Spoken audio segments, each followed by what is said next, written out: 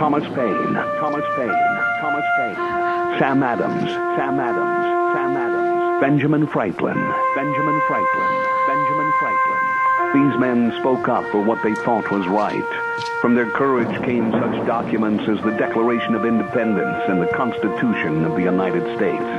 From their willingness to speak what was sometimes unpopular but right, we enjoy such liberties as freedom of speech, the right to keep and bear arms, and freedom of religion. There are those who still wish to oppress our freedoms, and there are still patriots willing to stand up and defend life, liberty, and the pursuit of happiness.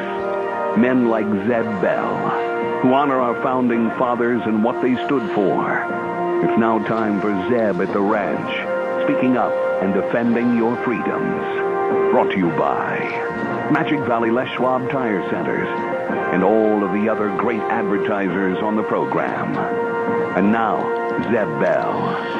Remember the old Art Linkletter show? Well, one day on the program, a little boy said that when his grandparents come to visit, they're really funny. He said when they bend over, you hear gas leaks, and they blame their dog, and he's not here.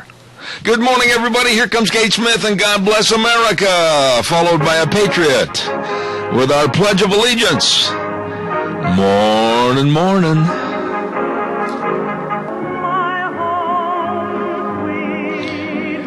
Thank you very much, Kate Smith, and God bless America. Good morning, everybody. I'm Zeb Bell at Zeb at the Ranch with our major sponsor, your Magic Valley Les Schwab Tire Centers, all 7 locations serving you, along with some of our great advertisers, including Lee's Furniture, Floors, and More at 459 Overland in Burley, and our dear friends at Western Way Services, always at your disposal. Get on the route service today.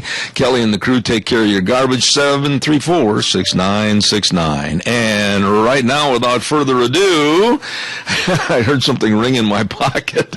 Good morning, Gina. How are you? That was me sending you a text, closed circuit message, so look at that. But I got it. We are well today, and happy Tuesday. It seems like it's going to be a busy day already. It's been interesting and changing. Yes, it has. But it's going to be a good day. All right. Well, anybody on for the pledge? We have got Rotten on for the pledge and Mr. Michael Rogers on for the weather. Okay, thank you so much. I don't want any more messages when I got my phone in my pocket. About scared me to death right there. Good morning, Rotten. How you doing? I'm rottener than rotten. That-a boy. Give us the pledge, please.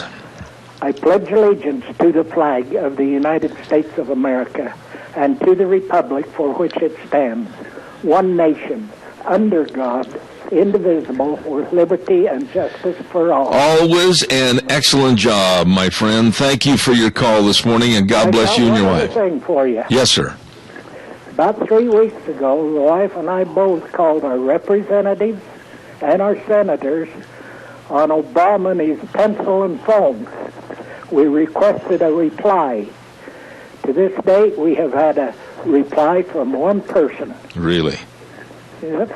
And who was the only one, and he never said a thing about it. All right. Well, you keep me posted because I appreciate your patriotism. Thank you again to you and your wife. God bless you. Have a good day. Okay. Thank you, sir. Nice people and very involved. Good morning, MichaelRogersWeather.com. Good morning, everybody. Officially 40 days till spring, and then our weather pattern for today, got a preview of spring, although the temperatures won't reflect it, but you're going to see a lot of it when we get springtime. Sun and clouds today, temperatures in the mid-40s. Then we start to pick up rain that will take place on Wednesday, and it will be in the form of rain, and it'll go all the way to Saturday. Temperatures are still going to be in the mid to upper 40s, but by the time you get to Sunday, could see a temperature of a high of 55. Other than that, the overnight low is right around freezing. Enjoy the day, enjoy the weather, and don't forget, 40 days till spring. It's the only weather you got. Thank you, Michael. Appreciate it. The best weatherman in the world, MichaelRogersWeather.com. We got a lot of things to talk about this morning, and I want to start off by saying Daryl's Cleaners, 1223 Albion Avenue in Burley. Don't forget to stop in there and have your clothes cleaned and pressed and looking brand spanking new. They say the clothes make the man and the lady. Well, I'll tell you what, when you get those clothes, you'll think you just went into a department store and bought brand new ones. They look so good. Well, you stop in today. The best cleaners anywhere, Daryl's Cleaners, 1223 Albion Avenue in Burley, waiting to serve you. Talking about service, boy, I'll guarantee you great service at SafeLink Internet. I am a happy camper with those folks. Idaho's #1 choice for wireless high-speed internet, and no contracts required, no credit checks, unlimited data. I mean, professional installation and service, 677-8000. You call them today and get on one of their programs. Absolutely the best. I swear by it. SafeLink Internet, serving you. Calls are welcome and appreciated. 436-2244. 1-866-927-4587. I want to get this little note in before I forget. Public service announcement that the Minnecasia Lincoln Day Luncheon, the Minnecasia Lincoln Day Luncheon will be held on Saturday, March 1st at 2 p.m. at Maury's Steakhouse in Burley. And now, I do not know, and Elaine or anybody out there that has information on pre-ticket sales, where, when, how, please let me know, and I'll get that on this public service announcement. That's coming up on March 1st. Don't forget, too, is there going to be a ripping good bull sale? Cordell Sheridan Ranch, 19th Annual Bull Sale, coming to town in Burley on March 1st at 1 p.m. at the Burley Livestock Auction Yard. They're going to have 70 ripping good bulls, and I mean they are ripping good. Known all over the West as the best. Gelbvieh, Angus, and Balancer bulls, 20 head will be coming 2-year-olds, 50 head, big mature yearlings, first-year breeding season guarantee, free delivery up to 300 miles, boys, and there's going to be lunch, too. And I'll tell you, their weaning weights are usually around 650 pounds or better. These are good mountain-raised cattle. Sheridan Ranch 19th Annual Bull Sale at the Burley Livestock Auction Yard at 1 p.m. March 1st. Don't you miss it. It's going to be a good one. He's got some really good cattle. Nice guy, too. Folks, there's going to be some, naturally, that are going to be upset about what I'm going to talk about this morning. I've got quite a few topics to visit about, but little by little, and I think most of you out there that are of a Christian background and decent people, you're going to realize that what I say is the truth. Little by little, every day, the gay, lesbian, and transgender movement is lulling you and I into a ho-hum attitude of, enough, I can't stand it, who cares? That's what they want. That's what they want. They do not want any morality anymore in this country. They want acceptance as normal, their very perverse lifestyle. That's what they're shooting for. Now, we've got away from the Bible, and I don't care. I'll go toe-to-toe, chin-to-chin with anybody on this, because we've got away from the Bible and right and wrong in everything. We, as the Bible said we would, accept bad as good and good as bad. And it is unbelievable to me. I just can't fathom this, and I'd like to hear your opinion, for those that have the nerve to call on this subject. It's unbelievable to me that the president's wife, Michelle Obama, would hail the latest coming out of a gay athlete as being a hero. Why? What constitutes in any way, shape, or form that perverted sexual desire as being a hero? Why are they just basically demonizing Christians? Why are they heroes? They're demonizing Christianity and running the Bible down and absolutely making a mockery out of religion. And now we have a liberal left administration that's promoting this. Why in the world would this athlete, this Sam, last name is Sam, played for Missouri, University of Missouri, and now going to go pro, and he thought he'd just come out of the closet. Well, and then he's touted as a hero, as being gay. We're sick. We are absolutely sick. Calls are welcome. Again, I know there's people out there that will comment because they have the courage.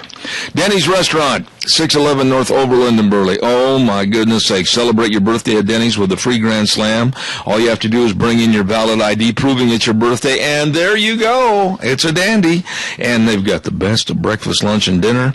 And don't forget, too, that senior citizens, all you have to do is show your AARP card, 15% off your bill all day long, every day.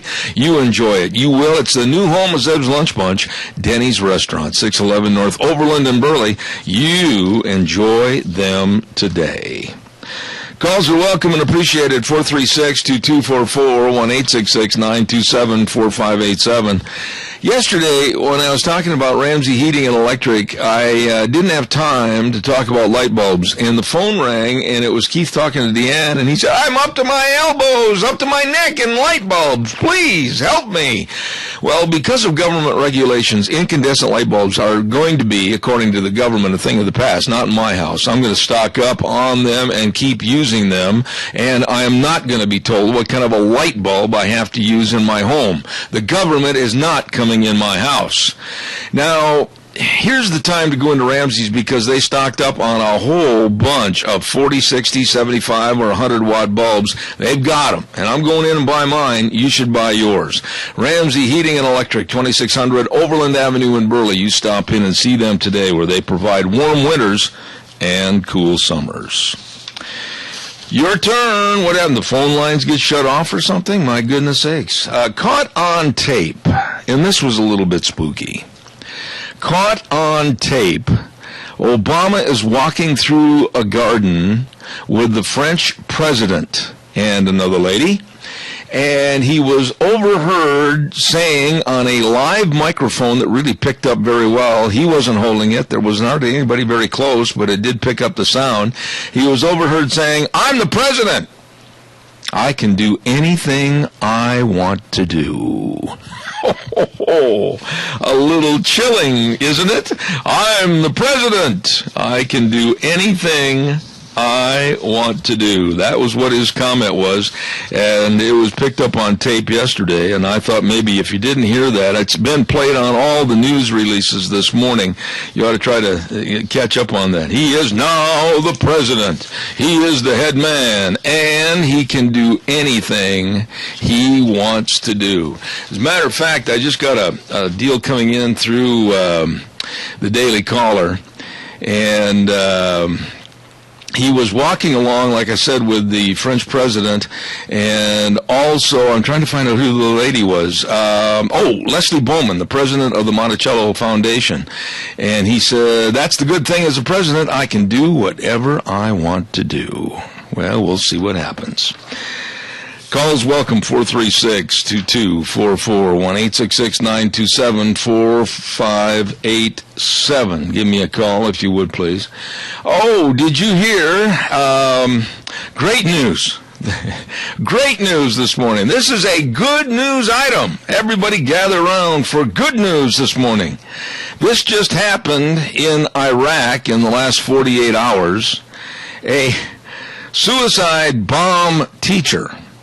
Now, he's standing up in front of a class of 21 future bombing terrorists.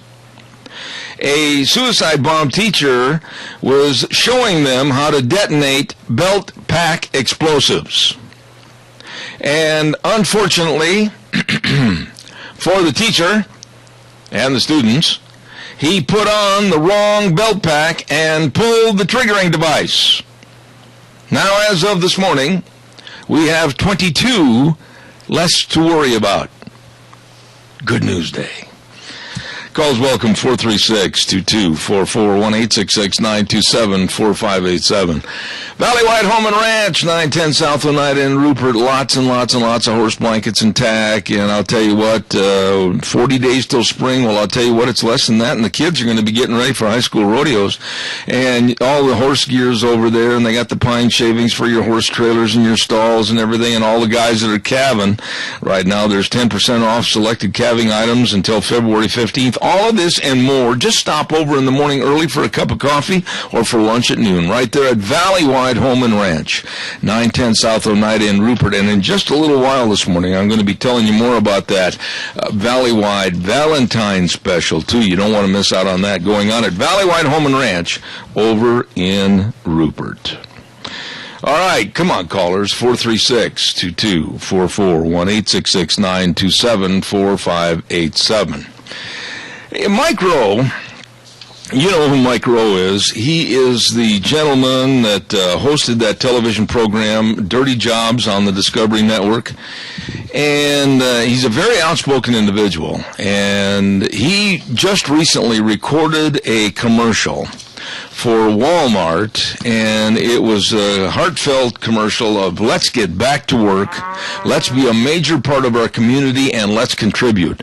Woo! The liberal left came after him, but one thing about Mike Rowe, he will not back down, and he didn't. Caller, good morning, you're on the air. Good morning, Zeb. The fact that what you were talking about, the gay and the lesbians, the Bible does say that Christ said that if they hate me, they'll hate you. Well, it's kind of coming true. Those folks don't have any great love for those who don't go along with their program. The plain and simple fact is I am not a clergyman.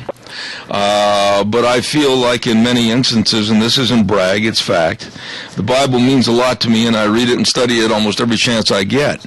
And when you, sir, are repentant of your sins and you're sorry for something you've done to somebody or a situation or whatever, and you make that vow through prayer that you'll never do it again, well, the gays, lesbians, and transgenders, they just absolutely say, well, it's an acceptance sin. God just loves me the way I am, even though the Bible abhors that sin, and they go on and do it every day and vilify everyone else. And that's where I'm really getting upset. I agree. And let's face it, he doesn't say just keep on doing what you want to do. That's exactly right. But, that's the meaning of repent, Yeah, and don't you just get sick and tired of having these people that come out and say their perversity as being hailed as heroes? Yeah, heroes, and I can't help that's the way he made me. He made me that way, so I'm sure I'm okay. Well, yeah. Everybody has a thorn in their hip, Absolutely. I think it was Paul had a thorn in his side, and God said, no, my grace is sufficient for you, when he asked him to take it away. But, okay, now, I want to ask you this question, and I'm certainly not going to ask your name or anything like that, but I admire you speaking out on this subject. But I want to ask you this. Why is the general public in this country, which is still 85 to 82, those are the numbers that have been given to me recently, opposed to that lifestyle, opposed to gay marriage, opposed to this kind of living in the United States? Why aren't we saying anything, and why aren't our voices are not heard, and why do they demonize us? Great question. Probably a lot of answers to that particular question, but I think a lot of it has to do with that we have been, let's say, brainwashed into being politically correct. We don't want to have somebody not like us. We want to be popular, on and on and on. And if we speak up, well, we're not going to be so popular, I guess. I think you've touched on it. We go along just to get along, and quite frankly, I find that absolutely pathetic because we don't hold on to a moral value anymore in this country, and I just can't imagine the First Lady of the United States hailing this guy as a hero. Hero for what? Please, explain the value of a hero if it's, in her eyes, a gay man talking about perversity as opposed to somebody that just gave their life over in Afghanistan or whatever. How do you compare that in the same word as a hero? Well, you don't. There's no way to compare it.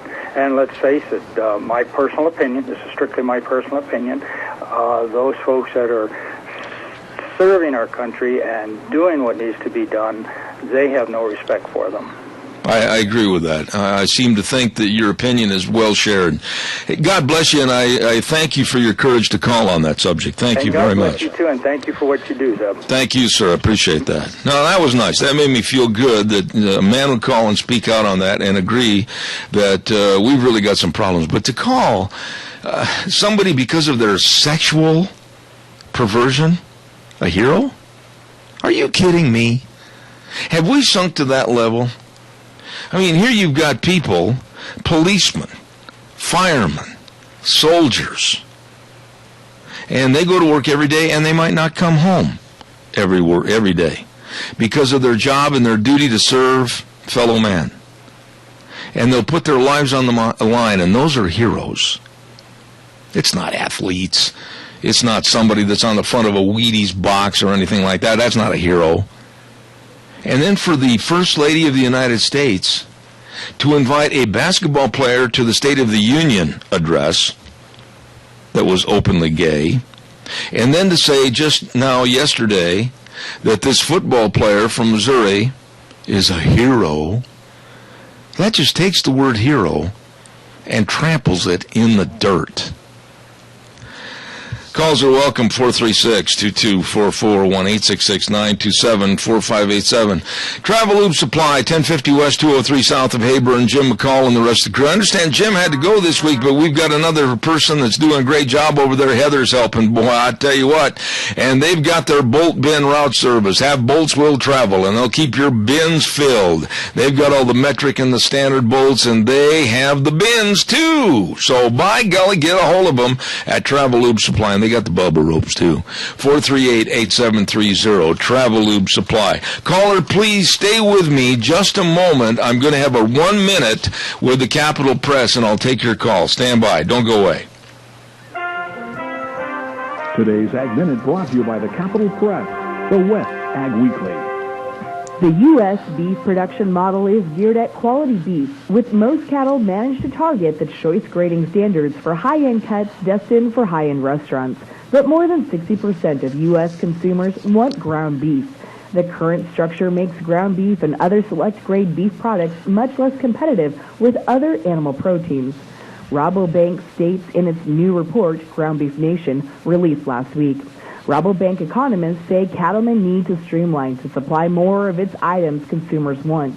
Top of the list is ground beef, whose popularity has grown due to cost, convenience, and consumers' lack of cooking skills when it comes to certain cuts. With the Capitol Press Ag Minute, this is Hannah Brous. For more agriculture news and information, turn to the West Ag Weekly, the Capitol Press, and CapitolPress.com. And thank you very much. Caller, go ahead. Thank you for your patience.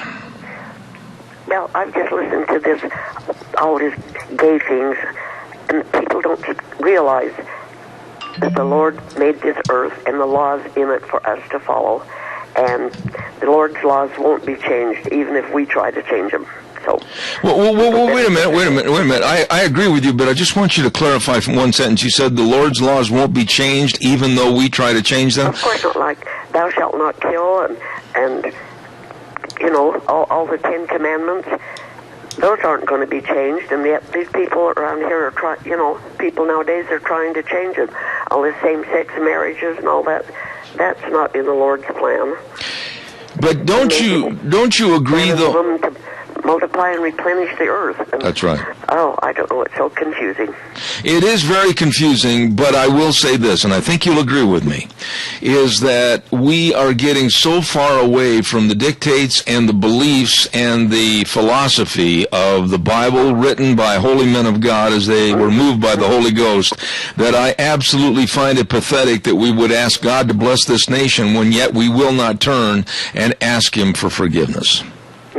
I know, but it's sad. We're in a sad state, so but it's prophecy coming true. So yes, it is, and thank you for your call. Thank you for all that you do, Deb. We appreciate you. Thank you. You're a very nice lady. Thank you very much.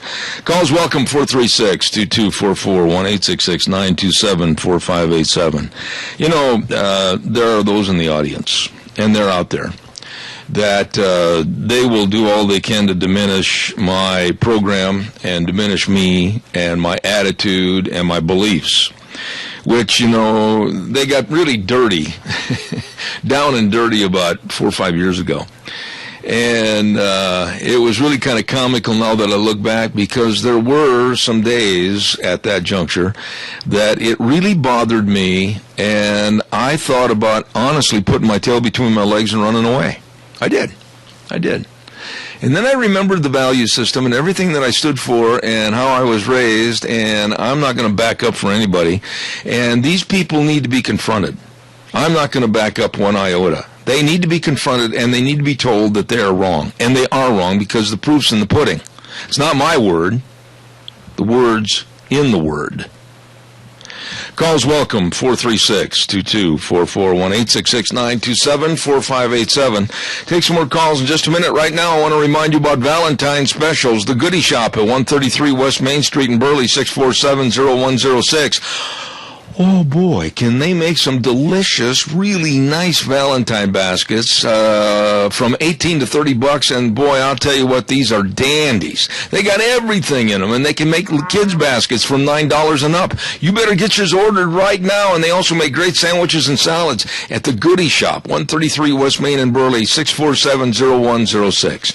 And don't forget the Drift Inn, 545 F Street in Rupert. Oh, they've got the perfect getaway for Valentine's Day. 6 spacious, newly remodeled suites available for overnight guests. All you have to do is call 436-1300 to book today. It's going to be fun. And they got great food there, too, at the Drift Inn, 545 F Street in Rupert. Good morning, caller. You're on the air. Good morning, Zeb. Sir. So I remember Initiative 1 years ago that we took petition to have Initiative 1 put on the ballot. Mm-hmm. Do you recall that? Yeah, I do. Okay. I helped take the names, to get that on the ballot. I went around and had people sign the petition. You would be shocked on the people that would not sign it and browbeated me for doing that. Let me ask you a question there, Dwayne. Why? What was their argument, and why would they do that to you? They were too ashamed to tell me any argument or anything. All they did was act negative toward it. And I'll tell you, the first one that did it to me was one of our notorious teachers. And that's where we're getting hurt right now, is the education system. And in a few years, this was when I took that petition, that was, 20 years ago or something like that? Mm-hmm. It was a long time ago. And look where it's come, and we're teaching it to the kids in school now, so pretty quick. Do you think 20 years from now what it's going to be? Dwayne, let me ask you this. You're what, about 72, 3, 4? Tomorrow I'll be 79. Oh, well then, happy birthday a day early. God bless you. In your lifetime, honestly, did you expect? I didn't. I think back to my upbringing and my raising in Wisconsin, and my parents were extremely strict. They were German Lutherans, and boy, I mean, that says strict right from the get-go. But I never in my life anticipated that this country would do and accept what it is today in my lifetime. I never thought this would happen this fast. And for the mocking, and that's what it is, the mocking of the Bible and the mocking of Christianity and the mocking of God's Word. I never honestly thought that I would see that happen in a transition force as to what it is today. And the demanding by these people that they are, quote-unquote, normal. Well, you watch TV and you finally think you've got it figured out. You figure, well, this person, he's a conservative, and you kind of figure where his mind tracks. And then all of a sudden, like, for instance, on the 5, we watch that. And then something happens in Russia, and Russia gets criticized for putting limits on these guys. And the member of the 5, well, I think all of them went for it, were criticizing Russia. And when something positive happens with the gay movement, it's about time, these comments. I cannot figure out where they even began. Isn't it interesting? It goes back to some simple phraseology, and I mentioned it a little bit ago. I think you'll agree with me on this. The Bible said thousands of years ago, in the later days, accepting bad as good and good as bad. I've read that many times. Absolutely. Dwayne, thank you. And I never, in my younger years, I never thought that would come true. Amen. Hey, listen, happy birthday tomorrow. Blessings to you. Thank you, sir. God bless. Calls welcome, 436-2244, 1-866-927-4587. You know, one time, here about, before Thanksgiving, I guess it was, somebody called and said, well, I don't appreciate you talking about religion on your talk show. And I said, well, why is that? Well, I don't think that's fitting. Well, you know what? It's very topical for today. And I certainly am not going to run away from it. And besides that, I own the program. So I'll talk about it if I want to. And if it offends somebody, you have two alternatives. You know, you don't have to listen. Or if you're that vocal about it, instead of calling me after the program or sending me a nasty letter or email, show some spine, which is, I know, it's tough sometimes for the liberal left, and call me on the program. And we'll talk about it so everybody can hear our conversation. I don't get many of those. Berry Equipment and Rental is a big dealer of Doosan heavy loaders and excavators. And I'm telling you what, boys, the Doosan name is known as it is the workforce that's going to get the job done for you. The best in loaders and excavators. And where do you check them out? At Berry Equipment and Rental. Eli, I love that guy. He's quite a guy. Eli knows what's going on. He and the whole crew at Berry Equipment and Rental have all the loaders and excavators. They've got everything over there, and they've got a lot of them in stock. They're asking for the opportunity to earn your business. You give them a call at 732-7368. Now listen to me.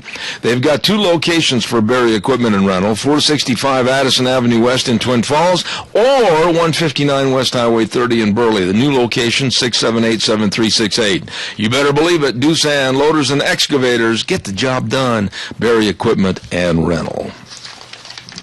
Let's get some calls in here, 436-2244, 1-866-927-4587. Give me a jingle.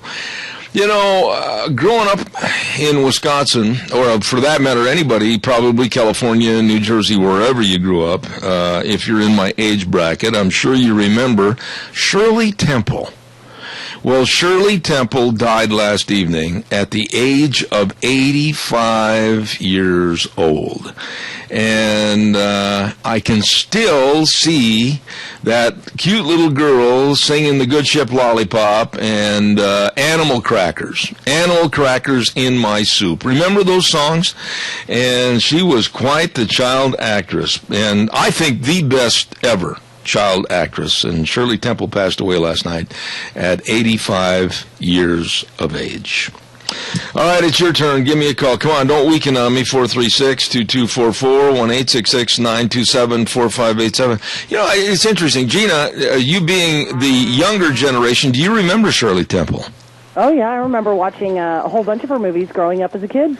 Do you remember the songs I just mentioned? I remember the Good Ship Lollipop. Animal Crackers, I don't know. Here's how it went. Animal crackers in my soup. Yeah. Yep, okay. I remember that one. Okay. Mm-hmm. Boy, that was a poor rendition of Shirley Temple. Well, you know, she was an icon. She was one of the very first child actors ever, and, you know, she kind of was a trailblazer, and she's going to be missed. Yeah, and now, if memory serves me correct, she got into politics for a while, too. I think she did get into politics for just a minute, yeah. Do we have a call? You do. Okay, good. Good morning, caller. You're on the air. Yes, Seb, I've been studying Lincoln lately, and, you know, he was literally, in some cases, people thought that he was so literally stupid that he was unfit for office. Mm-hmm. And to say that he was loved while he was serving as president would be an understatement, because it was everywhere. But you see, the one thing that he did have was he had a principle, a relationship with God, you know, a relationship with the Spirit, and he was doing what he knew that he should do because he was in tune with the Spirit. And this is the same thing with Washington. These men, you know, the Revolutionary War, you know, let's face it, it was a tall task that should have never ever occurred. We should have lost, and the same thing with the Union. It should have broke, and these men hung in there, and they had one thing: they were in tune with the Spirit, and they had integrity. And I look across this nation at leaders, and I see none. I do not know unless it's Ted Cruz or somebody, Rand Paul. I don't know. Yeah. You wonder. And you see, without a leader, this country would have broke and dissolved if it wasn't for those two men. You know, I got to add one more to the mix, though, Randy, and I'm sitting here on my desk. About 2-3 weeks ago, after I got home from the hospital, some extremely dear friends of mine, Dee and Patty Christensen, love those folks, they stopped by with a gift for me. And I don't know, I'm sure you've seen the painting of George Washington, the prayer at Valley Forge. Have you ever seen that with a horse standing next to him? It's so expensive, I haven't bought yet. Well, they brought me, I've mentioned this on the air before, but they brought me a pewter edition of it, and it's sitting right here on my desk, as a matter of fact. And I look at that picture, and I look at the pewter framework of Washington kneeling in the snow with his trusty steed standing next to him, and Washington praying. And I think you could sum up all of America's spirit into that prayer at Valley Forge. The tenacity, the asking God for help and guidance, and the leadership. All of those items are summed up in the prayer at Valley Forge. And I have to add George Washington to that list, because I look at him and I see power, I see prayer, I see guidance, and leadership. I tell you what, this is a statement that Dwight Eisenhower said. If a man's associates find him guilty of being phony, if they find that he lacks forthright integrity, he will fail. Now, how? I guess when you're a phony like Obama and everybody that supports him, I guess the reason why he continues to make it is because, you know, he's being protected or followed by fools. But it isn't because he has real integrity. His future is already set. Whether or not he believes it or not, one day he will pay dearly for what he has done. Well, let me ask you real quick, and I got to do a weather forecast, but how would you define, in the case of Washington and Lincoln and other presidents, how would you define integrity as to what it is today with Obama? Well, he has none, and it's all image. And it talks in, I'm reading this book about leadership, and you know, you can fool them sometimes, but eventually it will catch up with you. If all you're doing is painting an image like he does, you know, he is, let's face it, if it wasn't for all of the people protecting and perpetuating his agenda, he would have failed. Absolutely. And I still believe that ultimately his overreach and the miracle of this, maybe we will have a miracle and there will be, you know, a huge change in America. And this doesn't mean we don't love all of our citizens, you know, whether or not they have weird ideas or not. This means that we have a compassionate leadership, but you cannot compromise and still stand for your principles. There you go. There you go. There you go. Thank you. Randy, I appreciate your call. Very good this morning. Thank you. Appreciate it. You bet. Bye. That was well stated. It's time for the weather, and the weather this hour is brought to you by some really good friends of mine, and that's Butte Irrigation, old Bryce and the rest of the crew. I'll tell you what, Bryce, a good old boy. He's one of the good old boys. They all are at Butte Irrigation at 116 South, 600 West of Paul. They will get you wet. And hark, they have another location to serve you, absolutely, just a little bit north of Kimberly, right there on Kimberly Road at Red Cap Corner. You better stop in and talk to the pros with the answers to all your irrigation needs. They'll get you wet at Butte Irrigation. Here now, MichaelRogersWeather.com. Hi, everybody. Michael Rogers from MichaelRogersWeather.com. Another day of sun and clouds, and then we start the weather action on Wednesday in the form of rain that will take us all the way to Sunday. Temperatures will be in the mid-40s. Overnight lows will be in the low 30s. Have a great day. Enjoy the weather. It's the only weather you've got. Thank you, Michael. RogersWeather.com brought to you this hour by Butte Irrigation. They'll get you wet. Okay. Calls are welcome, 436-2244, 1-866-927-4587. Give me a jingle on the landline. Woo! I tell you what, it is getting rough in Texas. They're having a war down there between the Attorney General, Greg Abbott, that's wanting to win the governorship, and the blonde Barbie doll with brains to match, Wendy Davis, on the Democratic ticket. Man, she has had a checkered past. She has had a past that is very questionable. She has had numerous newspapers write stories about her and follow her history, and the dots don't match up. It doesn't go 1, 2, 3, 4, 5. And now she's coming out on the attack, and this thing is getting just really dirty and interesting as to what's going to happen down there in Texas. I don't think she's got a snowball's chance in the oven of winning, but man, this little blonde bombshell, she wants to fight. And she's normally on the wrong side. Good morning, caller. You're on the air. Good morning. Just to turn the conversation back just a degree, I finished reading a book about George Washington about a year ago, and I've had lots of time to think about it. And there were reports from his soldiers that often at night they could see, because of the light in his tent, they could see him praying. And sometimes some of the soldiers felt like they saw another being in the tent. And he was so in tune with his Creator that he really was just more than just a man. Chris, now you know what I'm talking about, the Pratt Valley Forge. You've seen the painting, I'm sure. Uh-huh. Well, to have the pewter edition right here on my desk, I mean, I look at that every time, every program, but the humility, the asking for help and guidance, and the conditions under which he was making that prayer, kneeling down in the snow at Valley Forge. And it's such a humbling drawing, painting, and depiction that it makes one believe, boy, wouldn't it be nice to have leadership like that today? Yes. Well, and at the end of this book about George Washington, it talked about when he left Philadelphia, which was the capital at that time, I think, and he got on the boat to go home to his farm. The people in the streets were just weeping. Mm-hmm. Do you think there has been a president since then that any of us would actually weep? Well, I think that you had better maybe go back into the 60s. And I'm not saying that he was a great president in any way, shape, or form, but he had a charismatic approach and personality that the American people really got into, and that was John F. Kennedy. Well, that's for sure.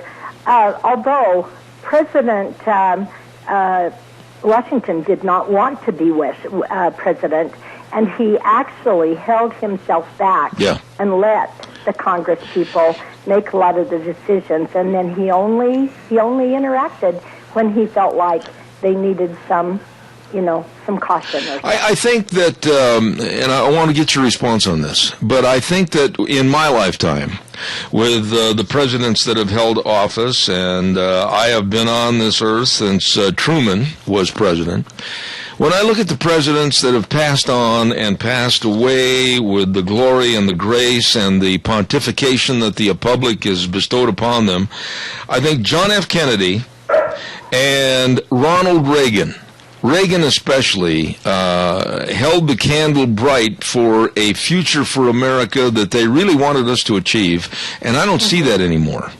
Well, and we, of course, don't know what else would have happened had Kennedy lived longer, but somebody didn't like him for sure. Well, I'm still, here we go, conspiracy theories. I am still not buying into the one man, Lee Harvey Oswald, at the Texas Book Depository with a bolt-action rifle. I'm not buying into this. There was so much hatred against the Kennedys and against John F. Kennedy personally, from the mob, the mafia, everybody else. I'm not buying into a one-man theory. I can't do that. No. I don't, and you know what? We'll never know. I think you may be right there. Unless somebody has a conscience and all of a sudden comes forward. God bless you. And Chris, always I appreciate your call. Okay, bye-bye. Thank you. Nice lady right there. Calls welcome, 436-2244, 1-866-927-4587. When I look at the funerals that have taken place of the presidents, be it Eisenhower, be it John F. Kennedy, any one of the presidents that have passed away during my lifetime. And I think about all the pomp and circumstance, especially with John F. Kennedy and the depiction of the son and daughter standing there and the hearse being rolled down the street and the horse with the boots backwards in the stirrups. That brought a lot to memory, especially when I was just a junior in high school. And then, of course, Ronald Reagan, and I was a Reagan fan. I make no bones about it. Good morning, caller. You're on the air. Good morning, Zeb. You're certainly right. You know, Washington, the picture, I have one of those of kneeling and prayer, you know, and that's the spirit that brought about. I mean, there were like 67 miracles that took place. You know, to win the war for independence was indeed a miracle. Only God could have intervened to make it happen. And there was time after time. But the whole thing is that our country was founded on the faith and belief in God, and now we see that has been waning tremendously. And our whole Christian, Judeo-Christian heritage has been just totally downgraded. I agree. Totally agree. Yeah. You know, Adrian, it's so interesting, and I don't know. I'm not going to point the finger at any school system. I'm not going to point the finger at any teacher of history. But, you know, I have questioned many students that are still in high school or junior high as to what they really have been taught about history.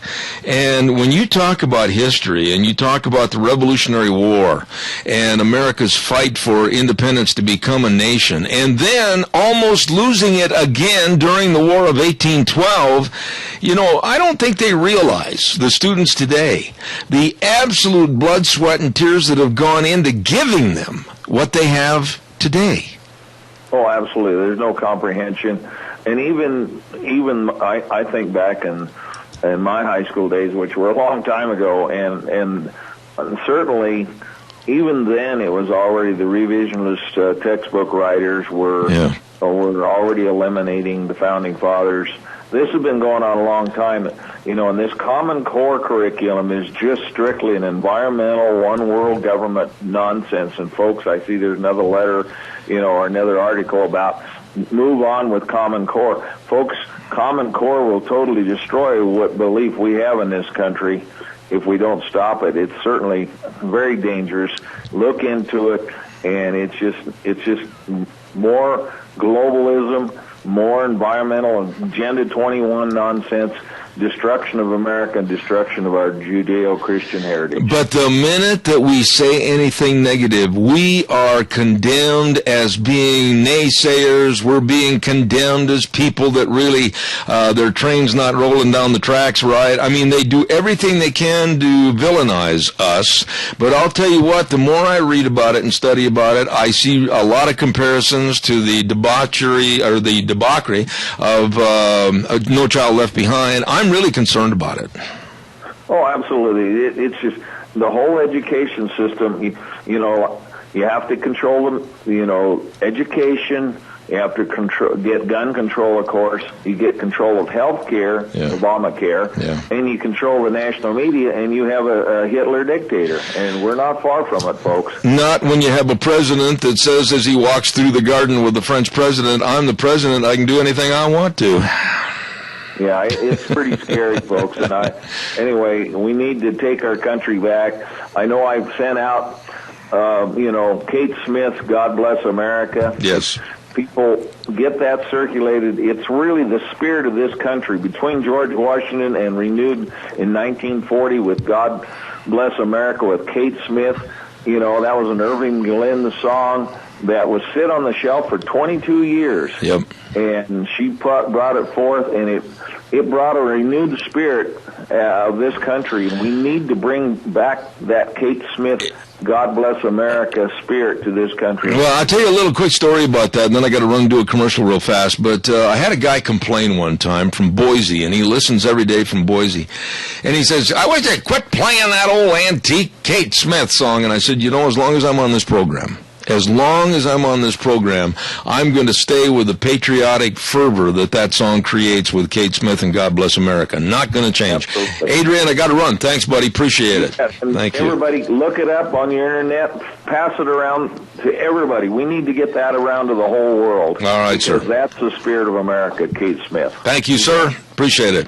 Don't forget your Magic Valley Les Schwab Tire Center's Founders Celebration. All 7 locations with great, great buys on tires right now in honor of their great founder, Mr. Les Schwab. What a great man. And I'll tell you what, all 7 locations serving you with passenger car tires starting at just $39.99. And they've got pickup and SUV tires starting at just $89.99. You better get in there and check it out. Special offers on custom wheels, $50 off custom wheels when you buy a new set of 4. All of this and more at your Magic Valley Les Schwab Tire Centers. Lane and Rupert, Dave on Blue Lakes and Twin, Mike and Buell, Mike and Jerome, the Twist family in Paul, John on Poline, and Randy on Oberlin and Burley. Your Magic Valley Les Schwab Tire Centers. Caller, I've got exactly 45 seconds. Go ahead.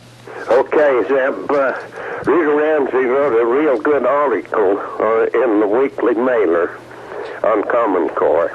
And I can't understand how the state of Idaho, our governor and Tom Luna, let them adopt that within our state. We're going to... I've said my piece. All right. God bless you, Fred. Thank you. And I'm going to be, not next week, because we're going to be going into some global warming segments next week. But the week after, I'm kind of looking at the week, the week of the 23rd, 24th.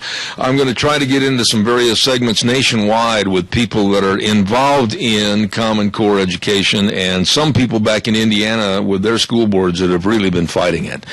Got to run, as a matter of fact, and we're going to be coming back next hour. Donna Mass from Rupert has got some things she wants put on the air, and then also with the Blue Ribbon Coalition, Del Albright from California. Don't go away. I'll be back in 6.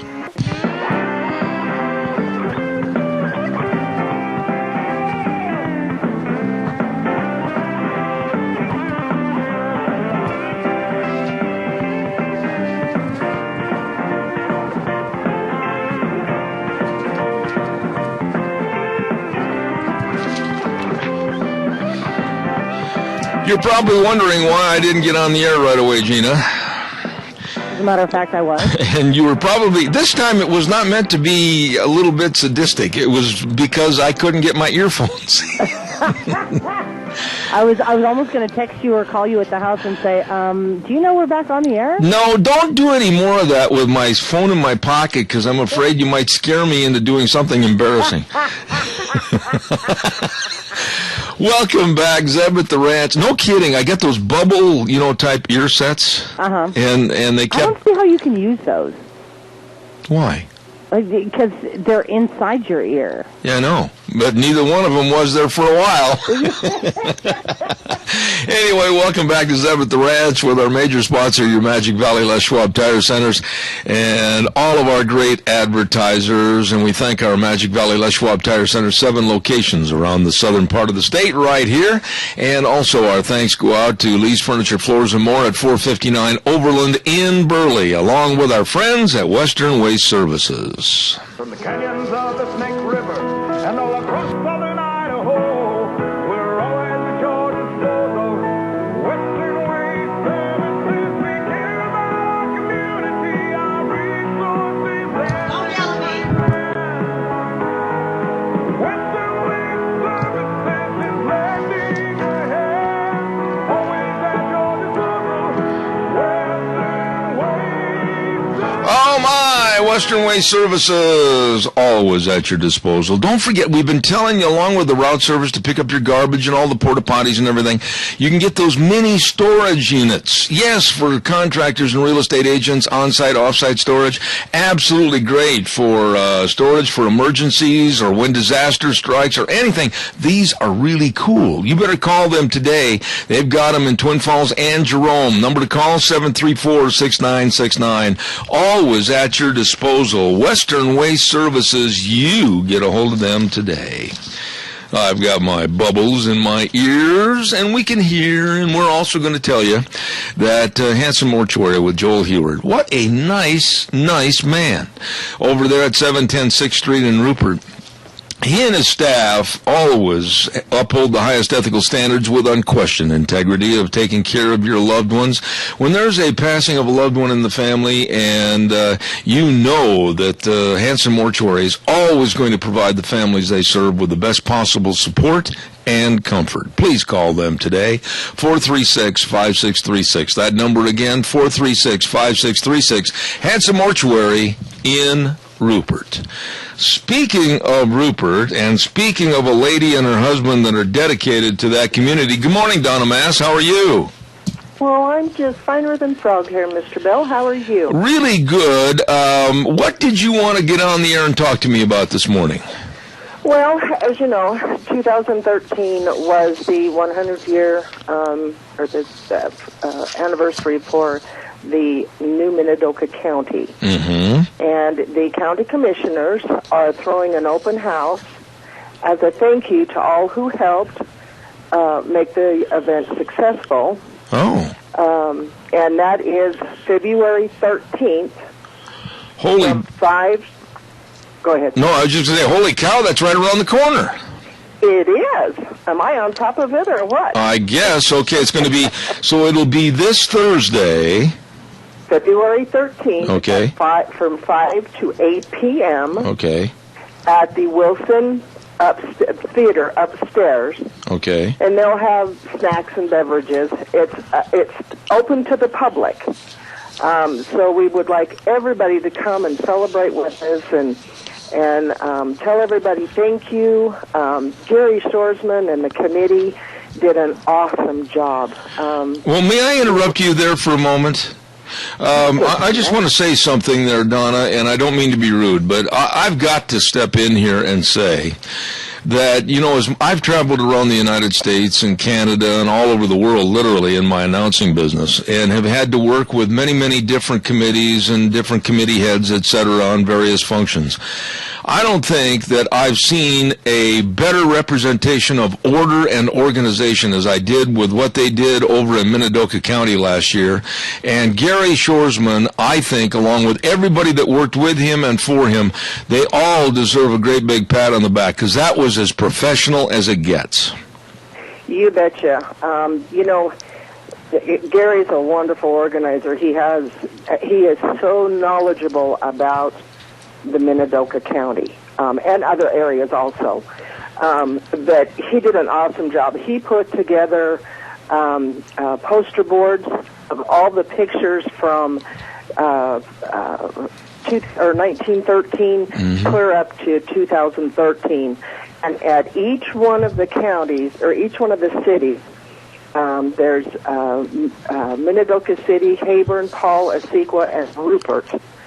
And at each event, we had a big tent that was loaned to us from Shelley. I can't remember her name right at the moment. Anyway, all of these pictures were available each event, and we had the privilege of having Shack and being involved in the whole thing. It was just awesome. Gary put together books of each city's history from the time of the beginning till now. Well, now are those books still available for sale? Yes, they are. They are. There's a cookbook that's on sale at the Desert Library, okay, and it has a little bit of everybody from each city's recipes in this book. There's You can get them at the showcase at the Chamber of Commerce building. They will be on sale, and all of the information that he had put together for these shows will be on display and for sale. Okay. The books will be for sale. Well, now, this gathering Thursday night, now you said it's going to be upstairs at the Wilson Theater. At the Wilson Theater from Okay. 5 until 8 p.m. Okay. And like I said, we'd like everybody to come out and enjoy what Minidoka County started. Absolutely. Or when it started. I'd kind of like, if it's okay for just a second or two, kind of go over just a few of the events. Yeah, just real quick, if you would, some of the highlights, if you would. Okay. The school essay contest, which Gary put together, they received 1,100 essays throughout all of the schools in Minidoka County. Yeah. And they awarded prizes. $1,245 was awarded. First prize was $20, second $15, third $10. It was awesome. The response that he got from that was just amazing. Well, the kids really learned something by writing those essays, too. Right. It was titled "Why I Love Minidoka County." Right. It just kind of, and he took pictures and showed things for each school. Okay. I mean, he went above and beyond the Call of Duty as far as I'm concerned. I mean, he put in a lot of time, a lot of heart, and a lot of hard work to get this done. Well, and then also, you emailed me some papers, and I need to scoot along here. We need to talk about also the City of Asequa Day. Yes, the City of Asequa. We celebrated in the original schoolyard, and they had games and live music, and George and I in the POW Cook Shack did the hamburgers. We had the American Legion, the Disabled Veterans, and historical pictures, and the book was unveiled. Gary did a slideshow inside the city office. As a result of that, 400 hamburgers were given away that day. Wow. And it was, I can't tell you how many people showed up. There was on, like I said, I'm not going to go through the whole thing. I just kind of highlighted a few things. The Memorial Day celebration was awesome. Gary had arranged to do all 3 cemeteries have the same basic program at the same one. As a result of that, Rupert LDS First Ward supplied greeters with programs, flyers with a little American flag and a pin. We got together with John DeThomas, a Minico graduate, 1961, retired Air Force pilot, supplied his plane, a Bonanza, and flew over all 3 cemeteries. Oh, my. Between 11:45 and noon, beginning with the Hayburn, Rupert, and Paul. He circled overhead and flew over each cemetery and dipping his wings as he went. Oh, my. And he did that all free of charge. He would not let us pay for anything. I still get goosebumps. It was awesome. Absolutely. And there's several other things. They gave out 3 Minidoka County flags to Minidoka County Commissioners, Minidoka Fair Board, Minidoka County Historical Society. They gave out the history books for all 36 schools in Minidoka County. Wow. 1,500 2013 calendars were sold, and they have 3 left. And a great tribute to the organization, because I don't think, even after it's all over, people really appreciate and understand the coordinated effort that it took to put this whole thing on. I mean, it was a year-long venture, but it took a lot longer than a year to get it organized. Oh, boy, did it ever. And like I said, we were on the committee also, and, the people that put their heart and soul into this, at the fair, they had they had John Remsburg and several of the other older farmers had a lot of steam engines and old tractors, and they had an old washing machine that was run by a steam. I mean, it was just awesome, and it took a lot of time and, like I said, a lot of heart and a lot of hard work to get all of this put together and have everybody coordinated at each different event. Absolutely. Like I said, it was, for me, it was an awesome experience. I'm kind of I've been here 33 years, and so I consider myself Idahoan now, and I can't imagine living anywhere other than Minidoka County. All right. Well, I tell you what, Donna, I'm pretty impressed because it was a mission of love, and to say thank you to everybody. They're going to have this Thursday, the 13th, from 5 to 8 p.m. upstairs at the Wilson Theater, kind of a snacks and beverage thank you to everybody, and come by and re-celebrate all the year's happenings all over again. Donna Mass, that was a real good overview, and I'll bet you and George are going to be there. Yes, we will. We'll be there with bells on. Well, maybe not bells, but we'll be there. Well, I certainly hope, especially in George's case, bells are definitely not enough. Yeah, and no blue shorts. Oh, please.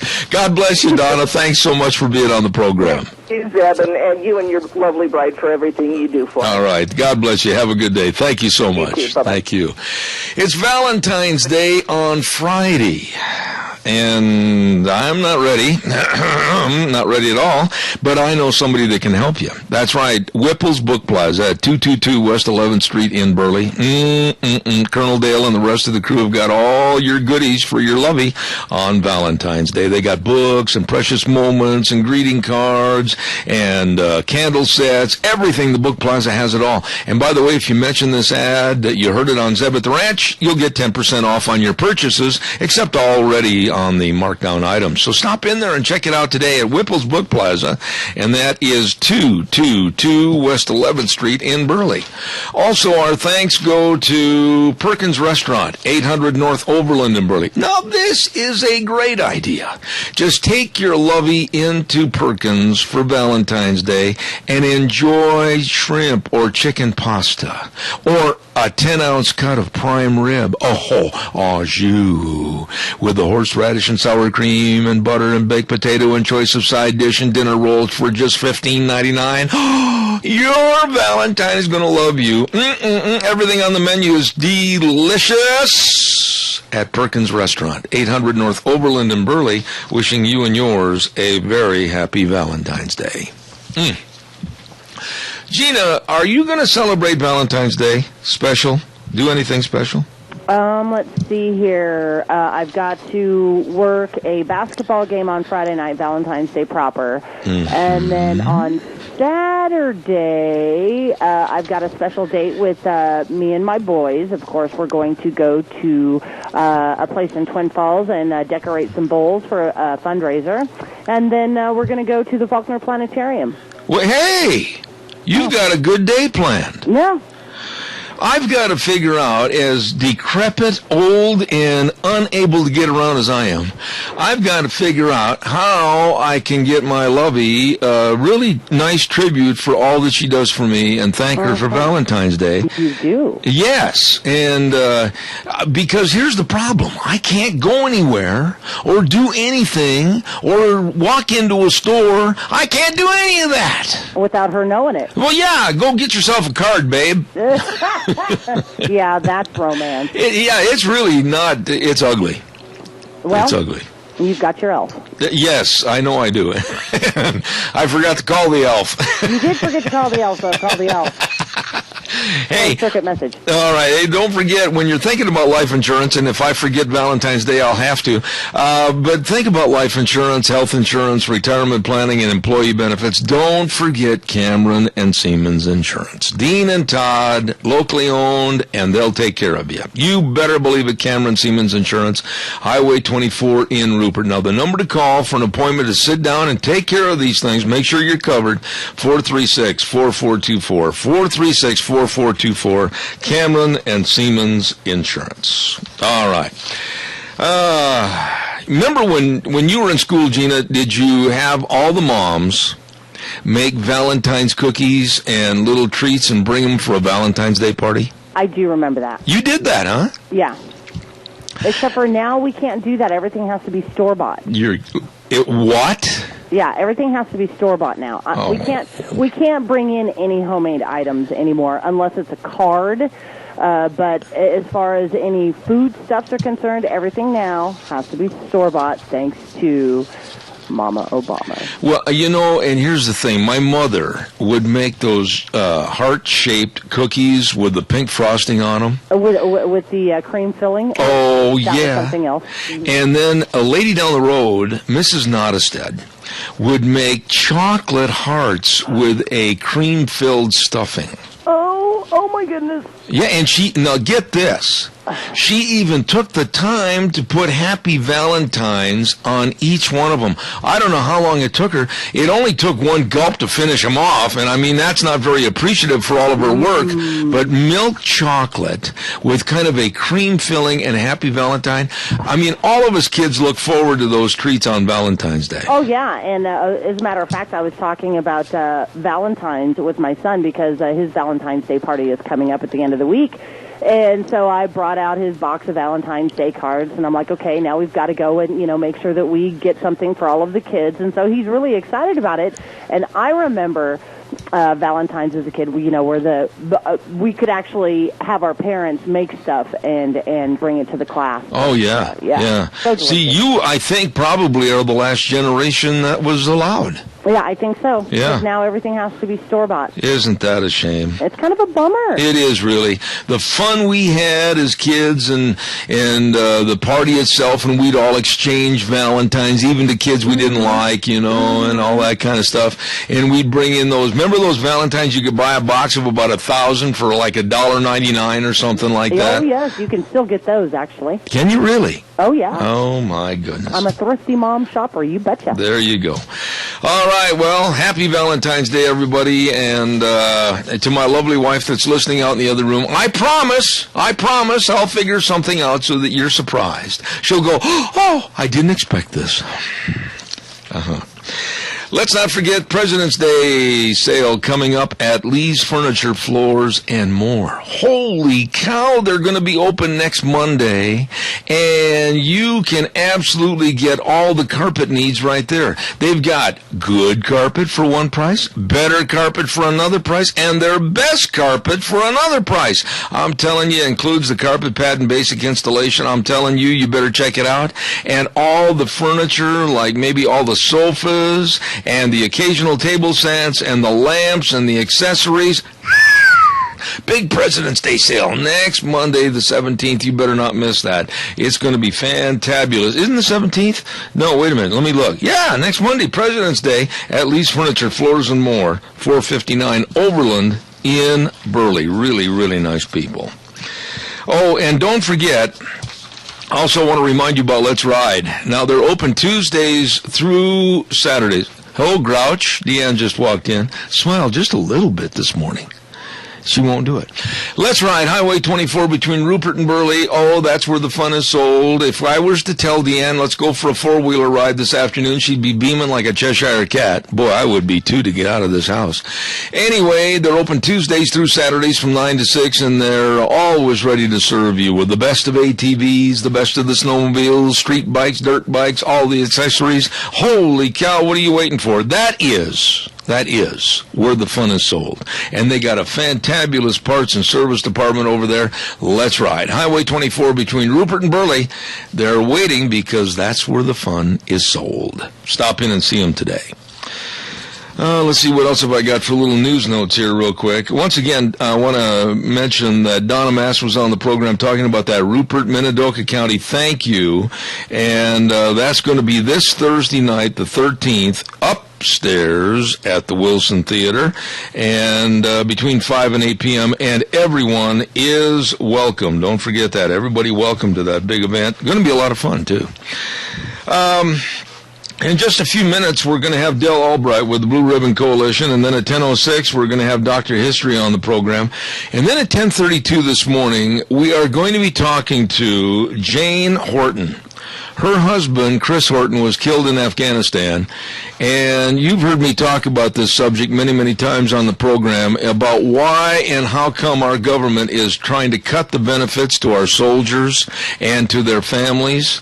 And she's a very, very well-spoken lady, and I'm looking forward to having her on the program at 10:32 this morning. I mentioned earlier, and I want to be sure to mention this again, that Valley White Home and Ranch is having a lovebird sale. Yeah, they're having a great big lovebird sale. Now, here's what you got to do. You can go in and register and win a lovebird evening for two. It's a $50 gift certificate and a one-night stay at the historic downtown Drift Inn for two. You can enjoy the dining experience in the spacious suite in the heart of downtown historic Rupert.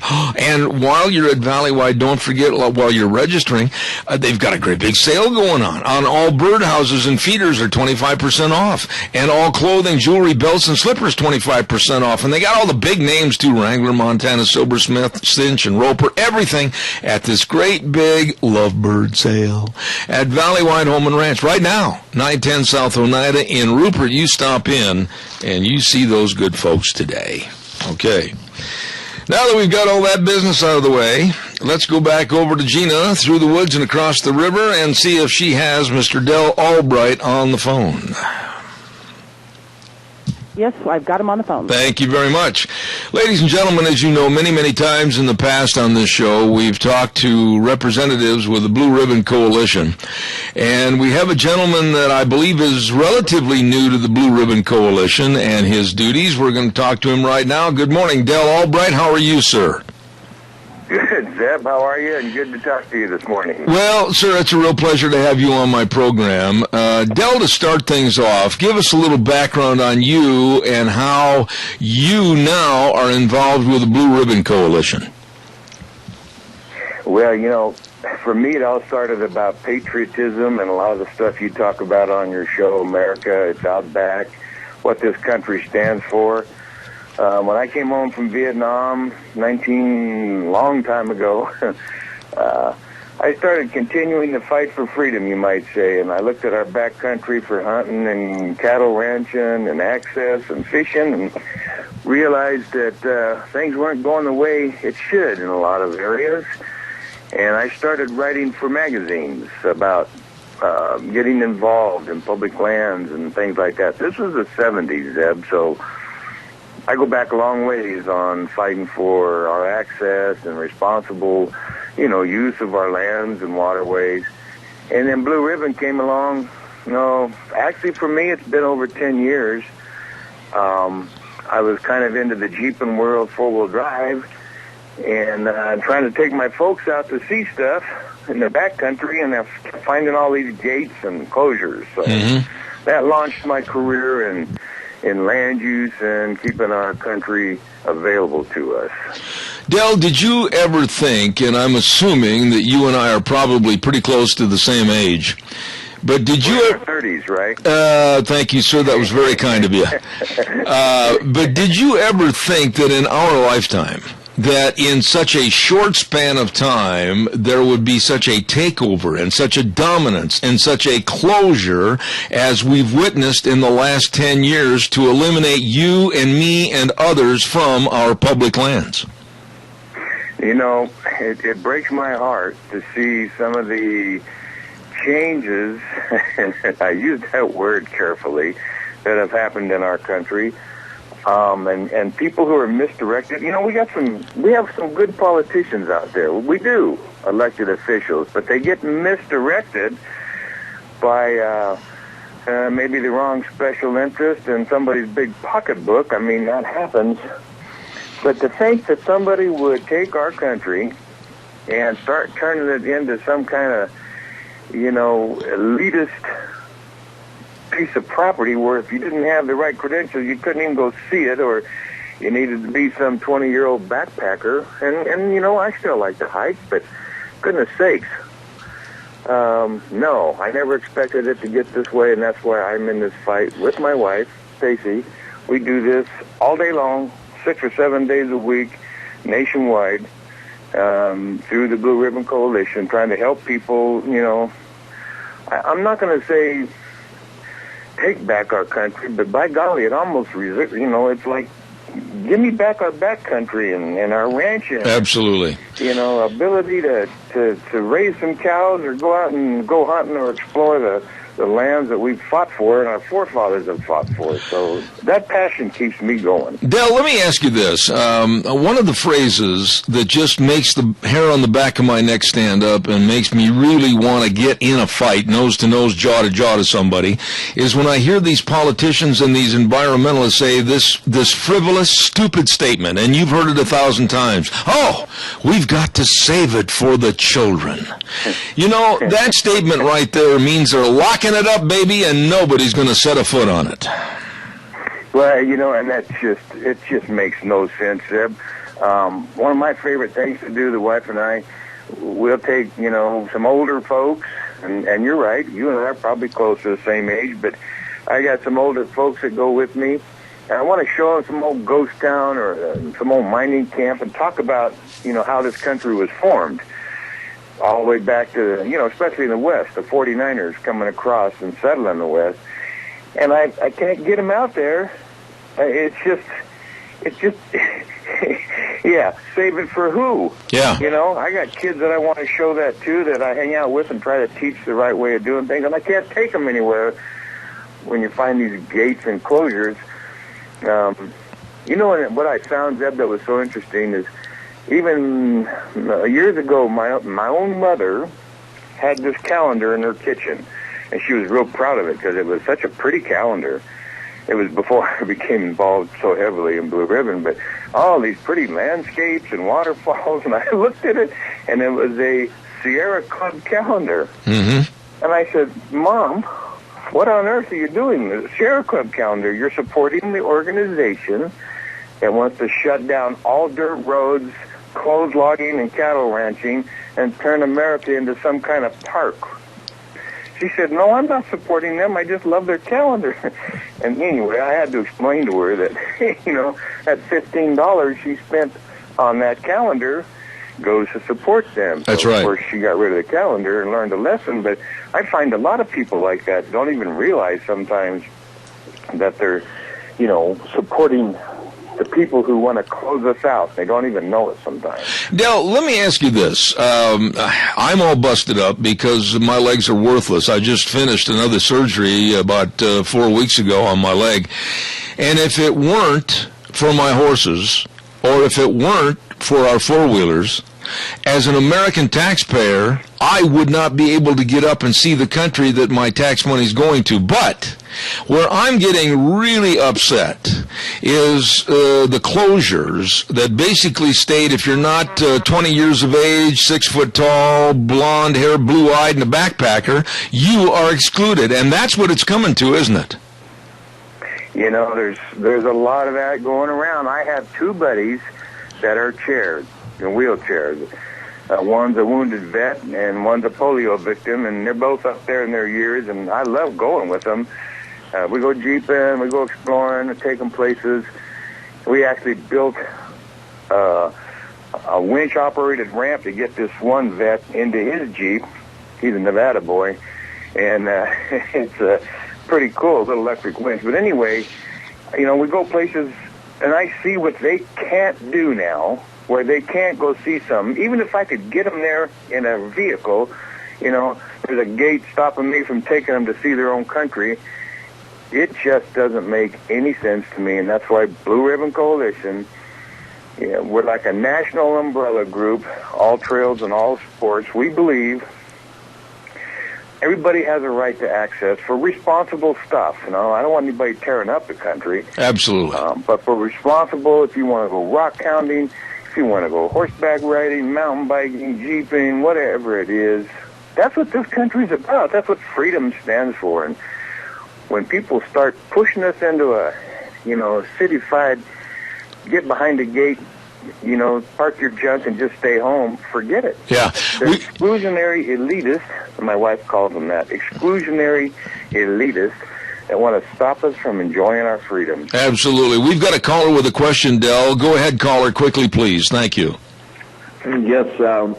Are you aware of the Agenda 21, because this is the big picture where they basically, Zeb's got the map that they want to make 50% of the United States basically into a game preserve, and of course the West is already being hit hard on that. I just like him, if he's not aware of that, I'm sure Zeb is, and this is the big picture. Until people see the big picture, until we get out of the United Nations and get out of those Agenda 21 programs, it's coming like a freight train, and you're sitting on the track. Absolutely. On that. Very good point, caller. And Del, are you aware of the Agenda 21 movement, which even this president has endorsed? Are you aware of all the shortcomings of Agenda 21? I sure am, Zeb, and I didn't catch the caller's name, but you're spot on. There's I call it the vicious green circle, and they've connected a lot of dots. That Agenda 21 is probably the big broad brush picture, from guns to what we teach our kids, to the access we have, to the way they want to funnel us into certain activities and not other activities. And there's a lot of people who lean way left in the liberal world that want that to happen. About 10 years ago, they had this thing called the Wildlands Project, and it's part of that Agenda 21 now, where they were connecting corridors of land between cities and between, existing public lands, trying to make these wildlife corridors. Maybe that's what you're referring to. And yes, it was blatant takeover of private land, public lands that were set aside for good uses, and trying to lock them up. So that's part of our strategy in Blue Ribbon Coalition. We actually have that as one of our principles, is to make sure that doesn't go through without some common sense built into it, but preferably that it doesn't happen, and we get our people and our members motivated to, do something about it. Del, right there, it's time for this question, I think. Visualize in your mind a meter that goes from 1 to 10. 1 being, not too much to worry about. 10 being, look out, Katie, bar the door. Where are we right now with the takeover of our public lands and the shutting the doors for the American public on a scale of 1 to 10? Well, okay, now that's a tough question, Zeb. The sky's not falling down. I'm not giving up. I'm not laying down, and we're not losing this war, shall we say. But by golly, for the first time in my 50 years of off-road and backcountry exploring, I would say we're at the 7 or 8 mark as far as stuff is not going our direction the way it should. Mm-hmm. Now, that being said, a 7 or 8, why isn't there more interest in joining the Blue Ribbon Coalition from people all around the United States to save and preserve our rights to use the public land? It's not just Blue Ribbon. I mean, we're the biggest national grassroots groups as far as that goes. But just getting folks to join, their local, whatever they believe in, I call it pass on the passion. If you believe in dairy farming and cattle ranching, you should be a member of something that supports that activity. If you're a Jeeper, you should be a member of a state Jeeping association, a hunter, the NRA. And people, money's been tight. I know that. People have cut back on dues and things like that in the magazines they subscribe to. But when you have a passion in something you believe in, it seems like it would be a no-brainer for everybody to just join, and that is not the case. And I've come across it in my travels around the country where somebody will say to me, well, I'll use the NRA. Well, why should I join the NRA? We just keep losing gun rights. And I'm thinking, well, goodness sakes, who else is fighting for you? Absolutely. Who else is fighting for you? It's the same with my, in the, let's say, snowmobiling or dirt biking. Well, I don't want to join, just keep losing lands, and just keep putting gates up. And I say to somebody like that, well, what do you think it would be if there weren't groups fighting for you? What do you think this country would look like? You got to be a part of it. And it's a magic little wand out there I still haven't found to convince people that they just need to be a member of things that they believe in. I don't care if it's a church, if it's a association, a union, whatever you believe in, if you don't support it, who else is fighting for you? Yeah, and there's another point I want to throw in something else, kind of another little piece of pizza into this puzzle, is that I honestly believe that we in this country have been dumbed down to accept the fact that politicians know better than us. I'm one of these kind of guys that when there's a Lincoln Day banquet, I'm always there, and I'm not taking my hat off and standing there going, oh, please, Mr. Politician, please come talk to me. They work for me. They work for you. They are our employees, and they damn sure better do what we ask them to do, and I think we need to make them toe the line as far as what's going on with our private lands and the use of those private lands. Yeah, I couldn't agree more. And not just the politicians, okay? There's a bureaucracy that's been entrenched in this country. That's what runs this country.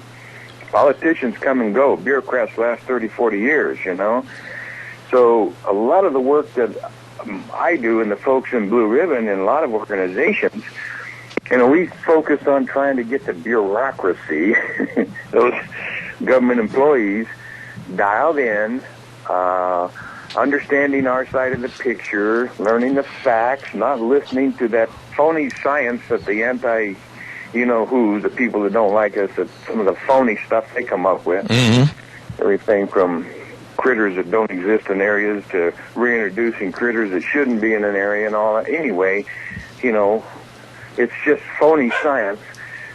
We work on the bureaucracy a lot because they can influence politicians up to a point. Mm-hmm. But it's a multi-edged fight we're on. I'm two or three times to this fork.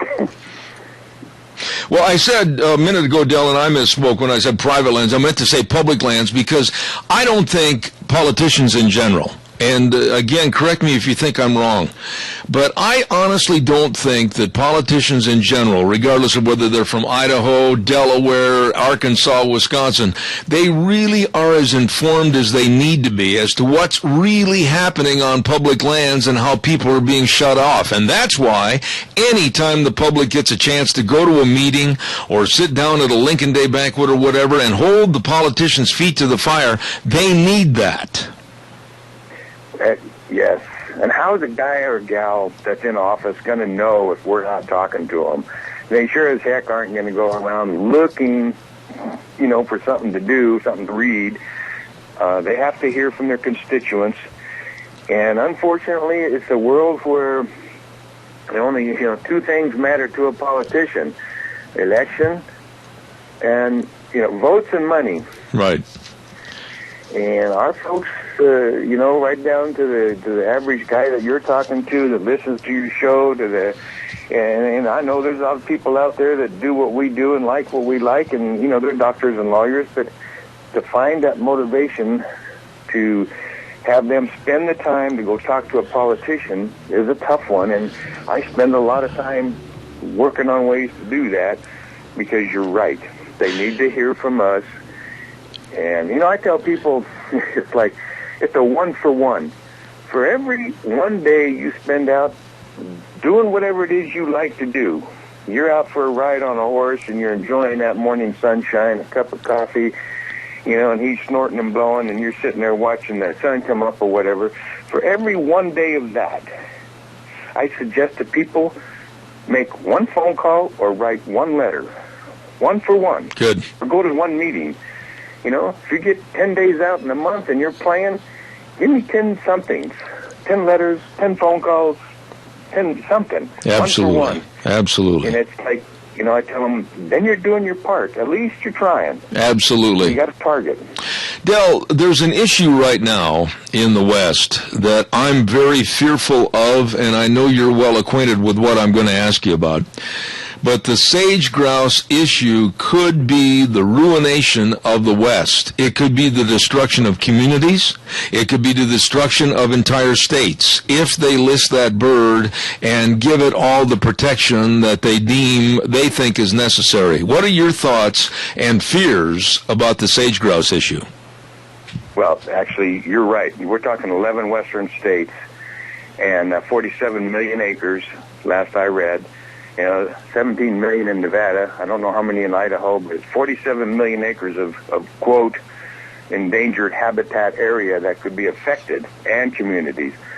So I'm glad you asked.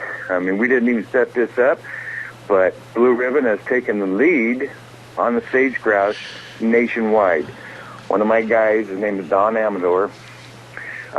We call him the General. We put him in charge of leading the strategy and the fight nationwide on the sage grouse.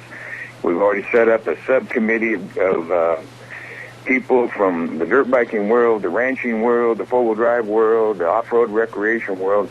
We've got a subcommittee. They're calling conference calls like once every few weeks or once a month. And just about every state's represented. And we're working on ways that we can fight this thing together with common sense, and for the most part, it's just stupid. I mean, this bird, we can coexist with this bird just fine. We have been. I have guys sending me pictures of, sage grouse running around quads and around people. And it's almost crazy to put this much interest in a prairie chicken. Mm-hmm. But we're taking the lead, encouraging people to, check out the website. It's blueribboncoalition.org, blueribboncoalition.org, and you can just search sage grouse, and we got page after page, state by state, what's going on, how we're addressing the issue, what we're focusing on to prevent this from being the worst thing to happen to America in the West since the spotted owl. Absolutely. Which closed down logging and fishing in the northwest, as you know. Now, are you on that one big time? In fact, that's probably our banner flag right now as far as the biggest issue that we're dealing with. Okay. Now, Del, I got to wrap things up, but now for those in the audience, you just kind of basically told them that if they go to their computers and go to blueribboncoalition.org, they can find out all the information, and I'm sure that it's very easy and accessible on the website to learn how to become a member. Is that right? Absolutely. There's a few tabs on top about us and join us and, issues, and just click those tabs and it'll just cruise you. It's a really nice, well-done new website for us, as a matter of fact. So you betcha, blueribboncoalition.org. And then it can always drop me a message through the message board, contact us and say you got a question that needs addressing or an issue. I will be on it. Okay. I want to tell you how refreshing it was to have you on the air this morning. This is the first time we've had a chance to visit, and I certainly hope that you'll come back in the future in representation of the Blue Ribbon Coalition. Well, Zeb, it's been a pleasure, and I've enjoyed looking at your website and some of the stuff you believe in, so you betcha. All right, Del Albright with the Blue Ribbon Coalition. God bless you, sir, and I'll be in touch in the future. We'll have you back on shortly. Thank you so much. Thank you, and goodbye. Thank you, sir. Very interesting individual, very nice man. Del Albright with the Blue Ribbon Coalition, and that sums it up, just like we've had a lot of guests on this program. Oh, we got problems out there. And, I'll go back to what I said to him earlier in the conversation. One of the absolute dumbest things that you could ever hear is when you hear the environmentalists and all these other people say, well, we've got to save it for the children. That is the biggest bogus lie. That's an outright, in-your-face, slap-to-the-chin lie that you've ever heard in your life. They're not saving it for anybody. They're locking it up from everyone. Calls are welcome, 436-2244, 1-866-927-4587. I get so doggone hungry sitting here for 3 hours, and then I pick up this, and it says, hey, how about telling everybody about the Chadwick Sports Grill at 139 West Main in Burley, and they've got a special today. This is my kind of meal. This is my kind of meal. When I was growing up, Mom used to call us in for supper, meatloaf dinner with choice of potato, veggies, and super salad. You're gonna love it. And don't forget, they got a great big Valentine's party planned for this Friday, the 14th. Smoked prime rib and all kinds of goodies, along with a special on New York steak. You're going to love it, and they're going to have all kinds of fun over there at the Chadwick Sports Grill, 139 West Main in Burley. You stop in and see them today. All right, give me some calls. 436-2244, 1-866-927-4587. And while I'm waiting for your call that I know is coming in, it's time for an update with Michael Rogers Weather. Hi, everybody. Michael Rogers from MichaelRogersWeather.com. Another day of sun and clouds, and then we start the weather action on Wednesday in the form of rain that'll take us all the way to Sunday. Temperatures will be in the mid-40s. Overnight lows will be in the low 30s. Have a great day. Enjoy the weather. It's the only weather you've got. There you go, MichaelRogersWeather.com. Oh, my. Let's check over. Oh, we have a call coming in just as I anticipated. Good morning. You're on the air. Well, I'm back. Well, I didn't know you'd left. Anyway, I just get a chuckle when I talk to, or when I listen to people like this man that was just on there. The spotted owl and whatever. Sage grouse. That we're protecting now. Yeah. You know why we don't see them? Because they camouflage pretty good. And even though there might be 100 of them out there, the spotted owl was smart. He got someplace where he was hidden.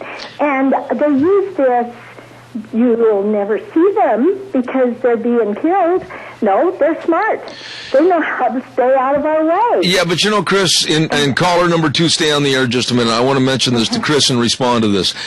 It is so ambiguous and so absolutely hypocritical that here the feds want to impose a really heavy sanction on the West with possibly putting the sage grouse on the endangered species list, but they haven't said anything about cutting back on the hunting season. No. And the other thing is, underneath all of this crapola that they're being so concerned about all these animals, the animals they're concerned about is the human animal, and they want to just plain get us out of here. That's right. I couldn't agree more. Very well stated. Chris, I'm glad you came back. Oh, I've been out of town, but I'm home. All right. God bless you. Have a good day. Thank you. Caller number 2, you're on the air. Go ahead, please. Yes, I had the radio off because I've been on the phone, but now this is, I'll change the subject, but it's a very positive thing. Over the weekend, they have up in Sun Valley, Pine, Fairfield, 22 inches of new snow. And, this is, that area has really been dry. And last year, Anderson Reservoir was literally as dry as I'd ever seen it. And there's been no snow at Soldier Mountain to ski. And they're making snow at Sun Valley. And there's 22 inches of snow, and then another storm coming is a very encouraging thing. We need all the moisture we can get, and whether it's in the form of rain and snow, I don't care. We need a bunch. Now, this last bunch helped a lot. It brought just a twinkle of an eye and a little smile to people, and I certainly hope we get more. I hope it's a very wet February going into March, and I agree with you because I just don't want to see people suffer again this summer. I had a lady tell me, it was snowing, and I saw her Friday night on a job, and I was checking the job, and I says, well, it sure is nice we got this snow, and she says, well, last Saturday or Sunday, she says, my family and I fasted for snow, and you say you pray, you fast, whatever, and she had a smile on her face, and she it was kind of like there's a connection, between the divine and the human. Absolutely. Randy, I always appreciate your calls. Thank you, sir. Have a wonderful day. Thank you. Yes, thank you. Hey, by the way, I'll take some more calls in just a second, but don't forget the bookstore at 515 5th Street in Rupert. Oh, man. Deanne, we got to get some of these. Caramel-filled chocolate hearts. They sound so good. She's nodding her head, yes, yes, yes. And they've got all the different delicious fudge, including cookies and cream, Rocky Road, pralines and cream, chocolate caramel, peppermint chocolate. Oh, the list goes on. And all the Valentine's cards, everything for Valentine's Day at the bookstore, 515 5th Street in Rupert, right on the square. Really nice people. Along with Mad River Laser. Oh, my, do they do a job. Right now, you can get 2 custom T-shirts for $30. That includes the T-shirt and the custom printing on the front and the back, and you can find some of the shirts they've designed on their Facebook page. Just search for Mad River Laser or Facebook.com, Mad River Laser. What wonderful, talented people these are. I mean, they made my Zeb at the Ranch steak knives, and they've got everything over there. I mean, all the vinyl lettering, rubber stamps, everything at Mad River Laser, 700 South Oneida Street in Rupert. You stop over and say hello to them. today. And it won't be too much longer. They'll be moving downtown on the square. Well, we are just minutes away from going to the news at... Holy buckets, what did I do here? I'm early on some of this stuff. I can't believe it. I'm way ahead of schedule. My goodness. Coming up next hour, we've got Dr. History, of course.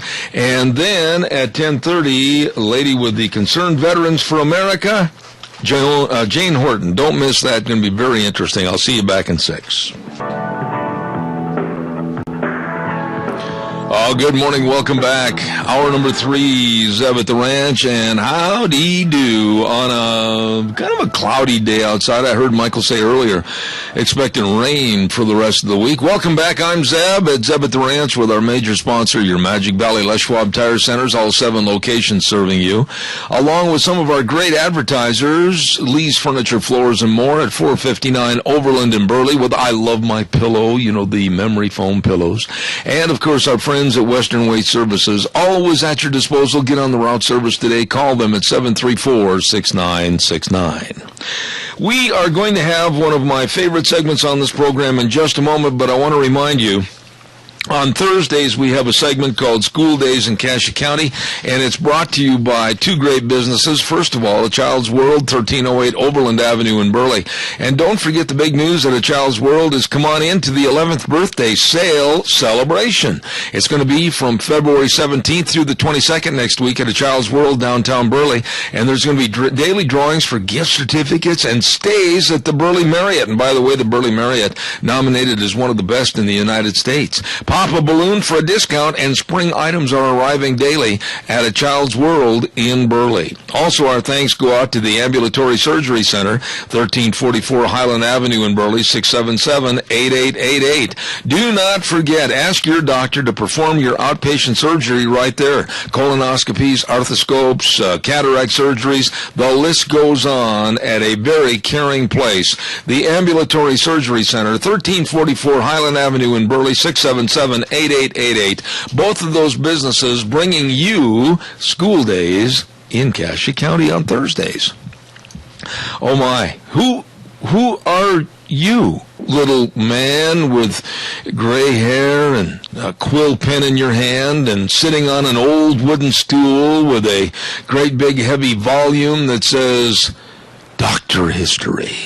Good morning, Zeb. How you doing today? I'm great, my friend. Good, good. It's been nice to see a little snow come this past week. Oh, my. Wasn't that something, though, that we had right here in my place, probably pretty close to 9 inches one day, and the next day we had 27 inches of water. Well, that all soaks in. That's good for the farmers. There you go. Yeah. Well, now, our favorite program segment, Dr. History in all of his glory, what are you going to inform us about today? Well, there's a famous Indian chief. Mm-hmm. And his name is also associated with jumping out of airplanes. Parachute? Yes. Can you guess? Chief Parachute? I don't remember reading about him. How about Geronimo? Oh man, I'm really foggy this morning. I thought, well, Chief Parachute, yes sirree. He was quite a chief. I thought you'd catch that right off the bat. Well, I'm gonna talk about, and this is a story that starts out, I was kidnapped by Geronimo. Uh-oh. And so, but I'm going to give you a little background on Geronimo. I mean, he was a legend, you know, in the old frontier. He was the Apache leader, Geronimo. He was born in 1829 in Mexico. He was a naturally gifted hunter, and the story goes that when he was a boy, he actually ate or swallowed the heart of his first kill in order to ensure a life of success on the chase. And being on the run certainly defines Geronimo's way of life, and we'll get into a little bit about that. But he actually belonged to the smallest band within the Chiricahua tribe, and they numbered, you know, only about 8,000, but the Apaches were surrounded by enemies, not just the Mexicans, but other tribes, including the Navajos, the Comanches.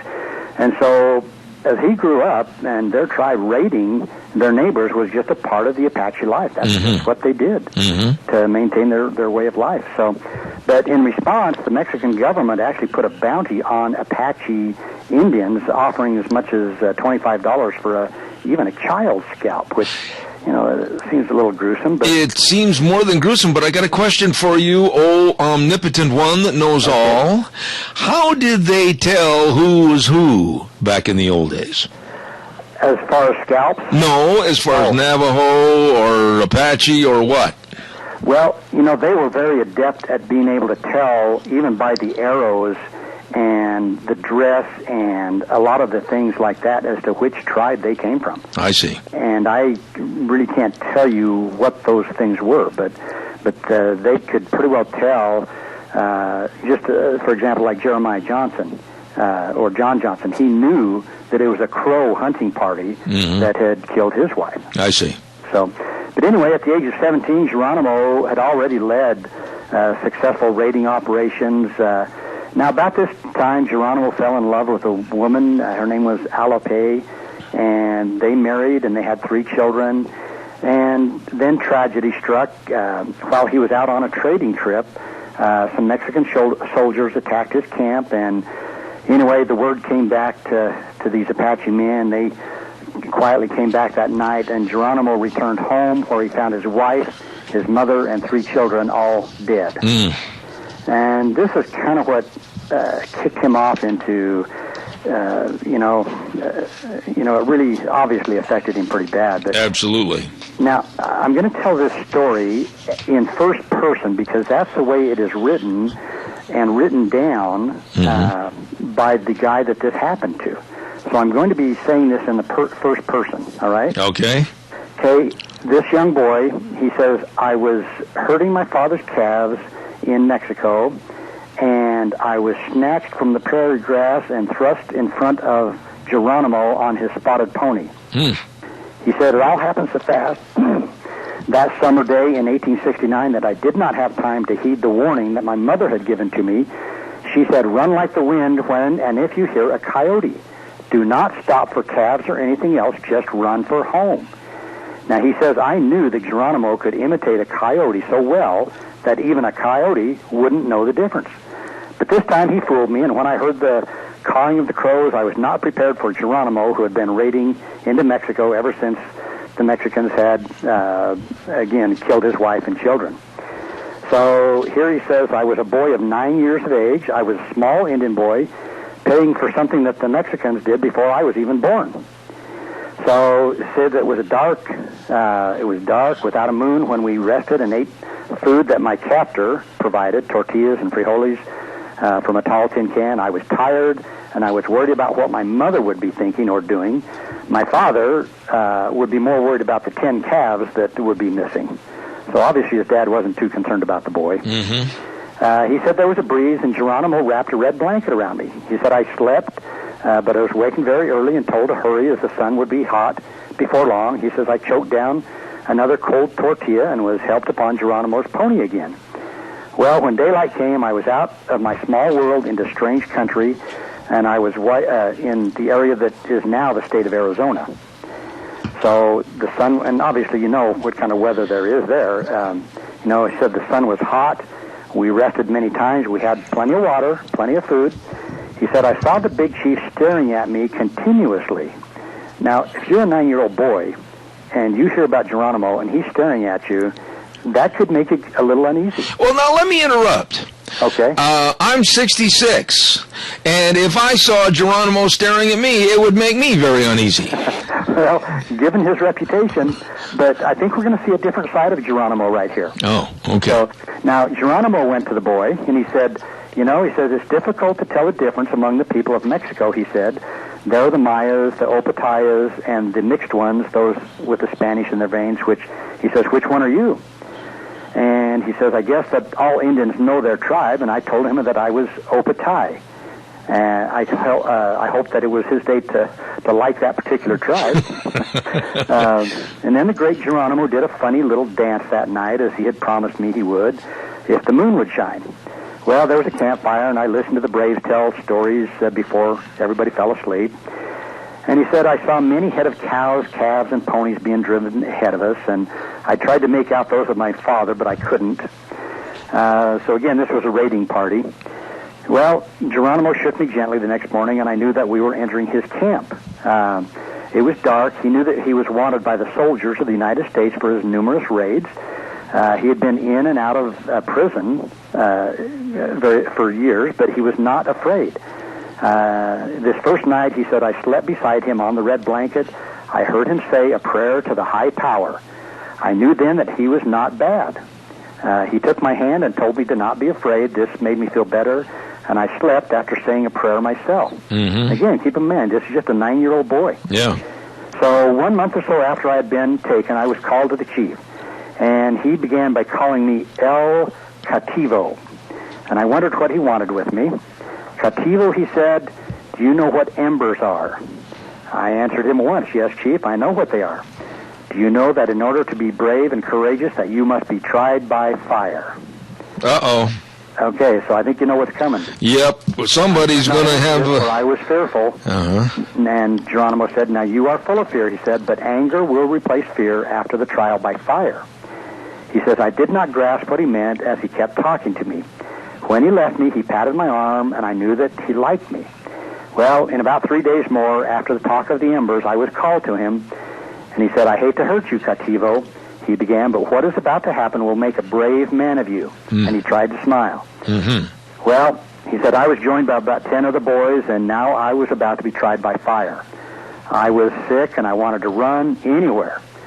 He said, the sight that confronted me made me quake. I watched the others and saw that they were also afraid. Then we were forced by the braves to walk on glowing embers of fire. Oh! So, you know, you hear about this in modern day, but I don't think it's the same thing. How in the world can I ever complain about getting up at night in the middle of the dark and stubbing my toe on the end of the bed when this kid had to walk on... Embers. Oh, that's... Yeah. I can't believe it. So he goes on. He says, I shall never forget that terrible day. He said the fire was down in a pit. After several minutes of racing over the inferno, many boys fainted, obviously from the pain, and these were hurried to the squaws who were waiting with herbs to treat the burns. Wait a minute. How many times did they have to run across this? Well, it doesn't say. It says after several minutes, which, you know, I'm thinking 10 seconds would be plenty. Yeah, but you see, I'm on crutches, and I will guarantee you that if I was forced to walk across a glowing embers, you couldn't catch me, history. You wouldn't need your crutches. But he said, I was suffering horribly, but I found that I was the only one left who had not fainted. Oh, boy. And he said, then I was lifted out by Geronimo and rushed to a woman named Snake Woman, who was a squaw with great powers.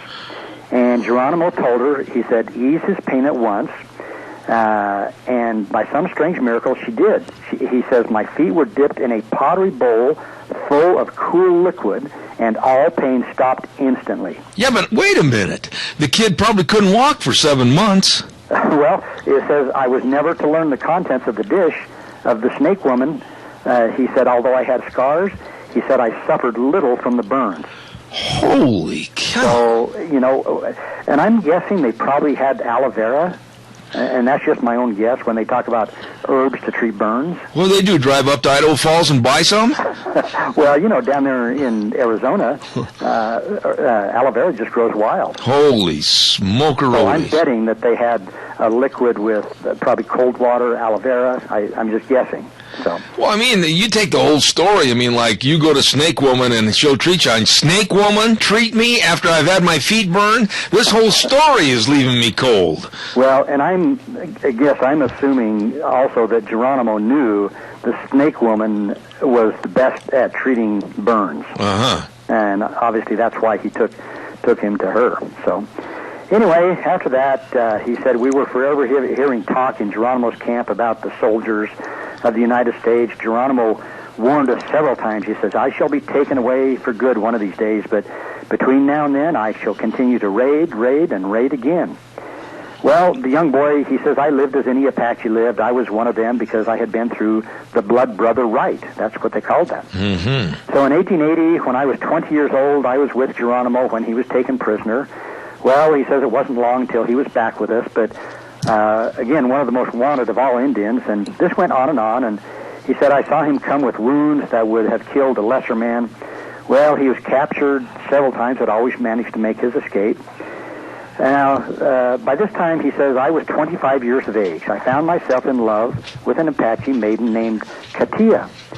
Her father liked me, and now that I was a blood brother, and gave her to me gratefully. And he says, I think that the real reason was that Geronimo spoke a good word for me. But 2 days before we were to be husband and wife, she complained of a violent headache. Then she got a high fever. She had one of what he refers to as the white man's illnesses. She was dead in a week. Oh, my. And that was the year 1885.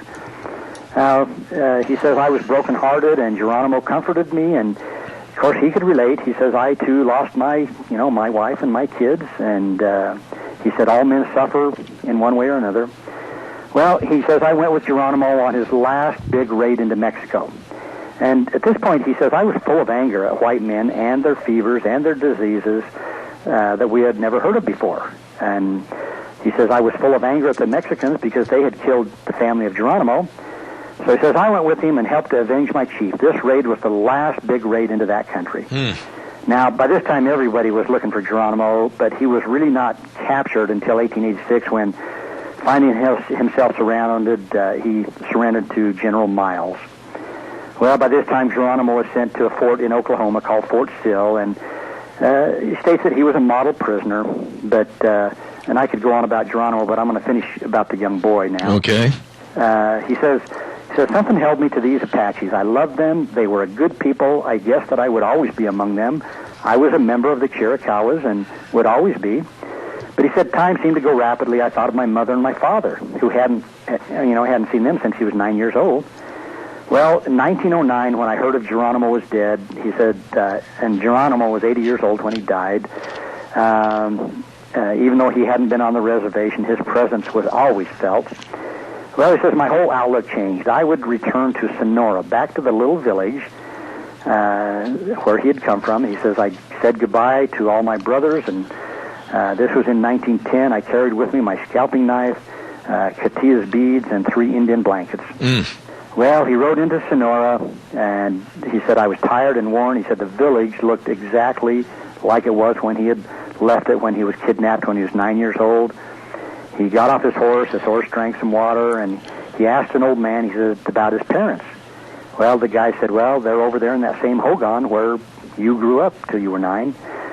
So he rode over there, he stopped and tied up his horse, and he walked into the Hogan, and he heard some noise inside, and he walked in, and he said, in Spanish, mi madre, mi padre. And anyway, they walked. They were old now. They had white hair. Walked up to him and kissed and hugged him, and they wept and laughed at the same time. And of course, his dad, I thought this was interesting. He said, "What happened to my cow?" I knew it. I thought, hey, aren't you curious about me? And here you were here 15, 20 years later about your darn cow.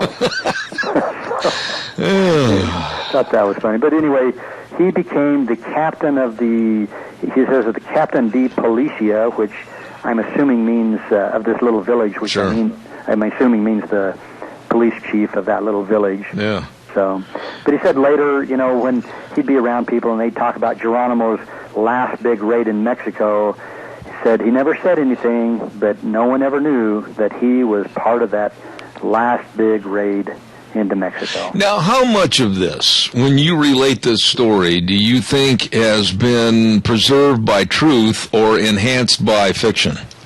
Okay, let me just read this at the beginning. It says, Manuel M., and I'm going to butcher these names, Manuel M.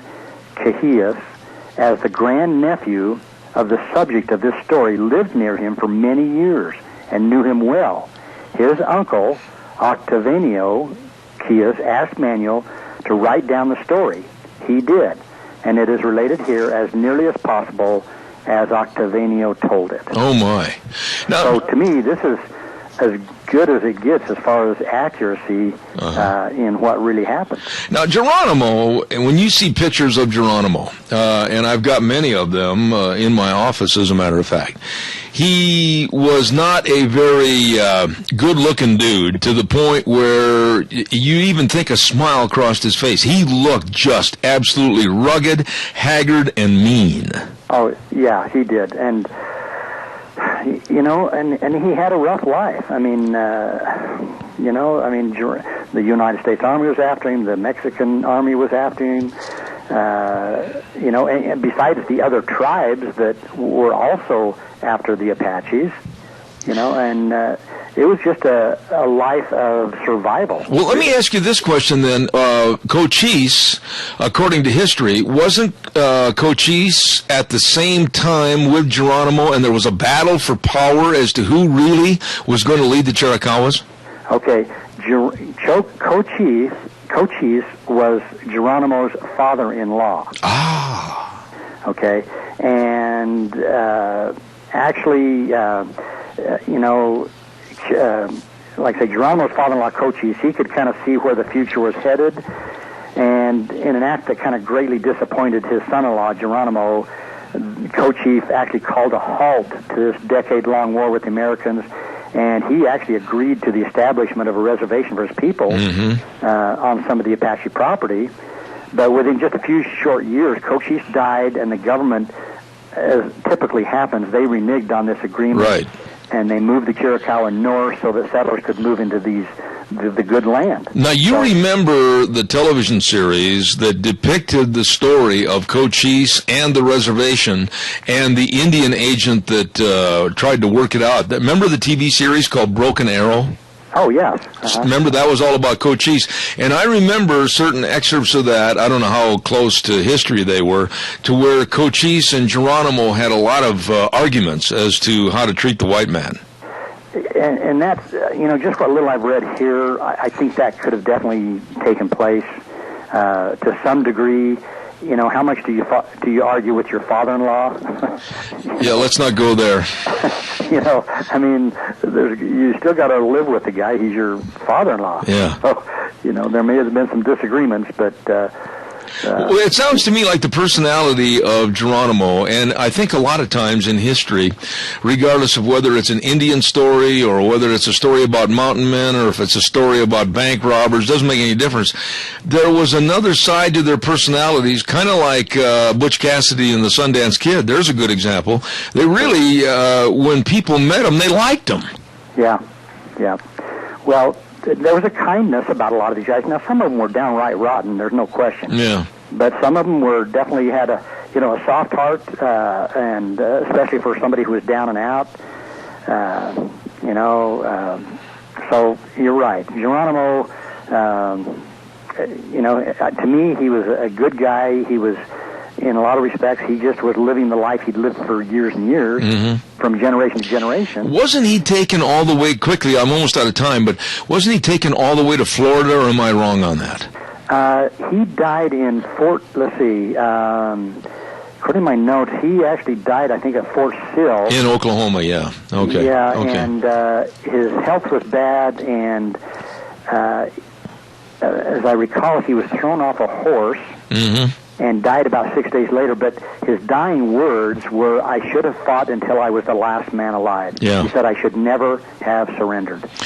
You did it again. Outstanding job, Dr. Ken Turner, better known now all over the globe, in China, Japan, Taiwan, everywhere, as Dr. History. Thank you. Well, I thought that was interesting. I love stories that are, like I said, directly, really accurate as far as I'm concerned. Absolutely. Dr. History, God bless you, and I want to say thanks. Job well done, and we'll look forward to next Tuesday. Okay. You have a good day, Zeb. Thank you, sir. You bet. Dr. History, better known as Dr. Ken Turner, a great chiropractor in Burley, and he does a fantastic job on the Dr. History segment. We're going to send this back over to the lovely Gina Jameson. We'll be back in just a couple of minutes. And And now, back to Zeb at the Ranch on AM 1230 KVAR. To reach Zeb, call 436-2244 or toll free 1-866-927-4587. And now, here is Zeb Bell. Welcome back, and I think what we'll do prior to getting our guest on for this half hour, Gina, if we could, I think we'll have our weather update with MichaelRogersWeather.com, and then we'll have our guest. Thank you. Hi, everybody. Michael Rogers from MichaelRogersWeather.com. Another day of sun and clouds, and then we start the weather action on Wednesday in the form of rain. It'll take us all the way to Sunday. Temperatures will be in the mid-40s. Overnight lows will be in the low 30s. Have a great day. Enjoy the weather. It's the only weather you've got. All right. Thank you, MichaelRogersWeather.com. Ladies and gentlemen, I'm very excited to have this lady on our program this morning. Her name is Jane Horton, and she's a political consultant, veterans activist, and a proud Gold Star wife to her husband, Christopher Horton, an Army sniper that was killed in action on September 9th, 2011 in Afghanistan. And hearty good morning to Jane Horton. Good morning, and nice to have you on the program. Good morning, and thank you so much for having me. Jane, I don't even know where to start because everything you're doing and everything you're trying to bring in front of the public, I'm absolutely, adamantly in favor of, and I'll do anything I can to support you. But I think to start things off, I am absolutely frustrated with this administration in particular trying to cut back on the promises made to our veterans and our military families, and you of all people must be just more than frustrated. Give me your thoughts, please. Absolutely. You know, we have men and women that have chosen to strap up their boots and to fight and defend us so we don't have to. And they were promised a retirement, they were promised a fair burial. There are only a couple things they expected when they signed up, and now the government, the Congress, is cutting their benefits. They're cutting survivor benefits of service members' families that can no longer represent themselves and be here to have a voice and have a say. So it's absolutely disgusting what's going on right now. Jane, I hope you're not offended if I call you by your first name. I absolutely can't figure out where are the senators, where are the congressmen, where is the feeling of outrage about these cuts? I'm not exactly sure. I think there is a lot of outrage on the Hill. I think a lot of people are very disappointed and weren't expecting it. But it's absolutely unacceptable. You know, back in October when they cut the death gratuity for the fallen service members, I wrote an article back then and I said if they're going to cut the death gratuity and the death benefits to fallen service members, what's next? And here we go. They're cutting COLA for survivors and for veterans, retirees. Now, explain a little bit, Jane, as to how they're doing this and over what kind of a period of time and to what amount. Give us some specifics on this, would you please? So each year there's a cost of living adjustment to veterans and survivors' retirement that they get. As inflation goes up, so does their retirement. They get a little more each month, and this was what they're not inflating anymore. So an E7, which is a staff sergeant in the Army, would lose about $85,000 in retirement pay. Okay. Now, the Concerned Veterans for America, Pete Hegseth and everybody else, I know that you're all fighting for the rights and the basic needs and promises for our military. Are you making any headway? Yeah, for sure. You know, there's so many veterans and military members that have come home from fighting in wars. They've gone on 2, 3, 4, and 5 deployments. They don't want to come back home to their country and watch it fall apart here on the home front. So many of them are anxious and ready to do something and kind of strap up their boots and deploy here on the home front. So yeah, we've got a great group going. We've got a lot of veterans getting involved, and everyone's ready and willing to do what we need to do here. You know, Jane, it breaks my heart. Of course, I'm from the Vietnam era. I'm 66 years old, and many of my buddies never came home. And those that did, it was tough sledding trying to fit back in. What in the world happened with the promises that were made to your husband and many, many others that you, the families, and their benefits would be taken care of? There shouldn't even be a question. Who initiated cutting back the benefits? Well, it was the Murray-Ryan budget deal, so they both decided that this was the best way to to cut the deficit. There's a huge problem with spending in Washington, and I definitely agree with that, but we need to look at Social Security reform, entitlement reform, and many other ways to cut the debt instead of just targeting veterans. Yeah, but wait a minute, Jane. Let me just say this, and I want to get your response on this. I'm just going to say it's got to be the idiotic, moronic spending problem that this government has. I mean, paying millions of dollars for studying shrimp on a treadmill or studying catfish or whatever. Come on, Jane. They could make this very easy and very feasible to cut back on those things and still have plenty of money for our military. Yeah, there's definitely many things that we can be cutting back on, and I think as the American people, we need to pay attention to what's going on in D.C. We need to pay attention to what's going on in our country, and it's ultimately up to us to hold our politicians accountable, to hold those accountable that are representing you and I. Whether we like it or not, those that are in D.C. are our representation, so I think it's important that we continue to pay attention to what's going on up there. The thing that surprised me the most is when I was reading some of the cheat sheets about having you on the program and some of the cost and effect, etc., is the proposed savings that they're talking about, cutting back to our military and the families, is only $6 billion with a B over the next 10 years, and yet this government is growing at $1.1 trillion in a new budget. I just don't understand how they can justify cutting back on our military a meager sum of $6 billion. Yeah, that's an excellent point you make. It's very true. Obviously, there were some other ulterior motives involved in this as well. It makes absolutely no sense that they would go through all of this and fire up the public just for a meager $6 million or $6 billion. What about the families? And this really is worrisome to me, Jane. And it very saddens me to even bring this up. But when there's the passing of a soldier and they bring him home and the benefit's called the death gratuity, would you tell us a little bit about that, please? Yes. The soldier gets to authorize who he'd like to get the death gratuity, which is $100,000. That sounds like a lot of money, and it is a lot of money, but it's there for the family or the dependent next of kin. So for me, my husband and I had a mortgage, and we had a car payment, and we had many bills that needed to be paid. And as soon as he died, his paycheck stopped. So that death gratuity is supposed to get to the family within about 2 days after the service member is killed, so that the family can pay for their immediate needs for food, and also for all the burial costs. You know, the whole burial is not paid for. My family had to fly in from Cleveland. You know, Chris's family had to fly in as well. So there's a lot of costs associated with a death. And this money is not now being paid, or is it sketchy at best? Give us the circumstances. No, it's being paid now. Back when the government shutdown happened in October, they stopped paying it, and they stopped giving the proper burials to the service members. They cut it out. They forgot.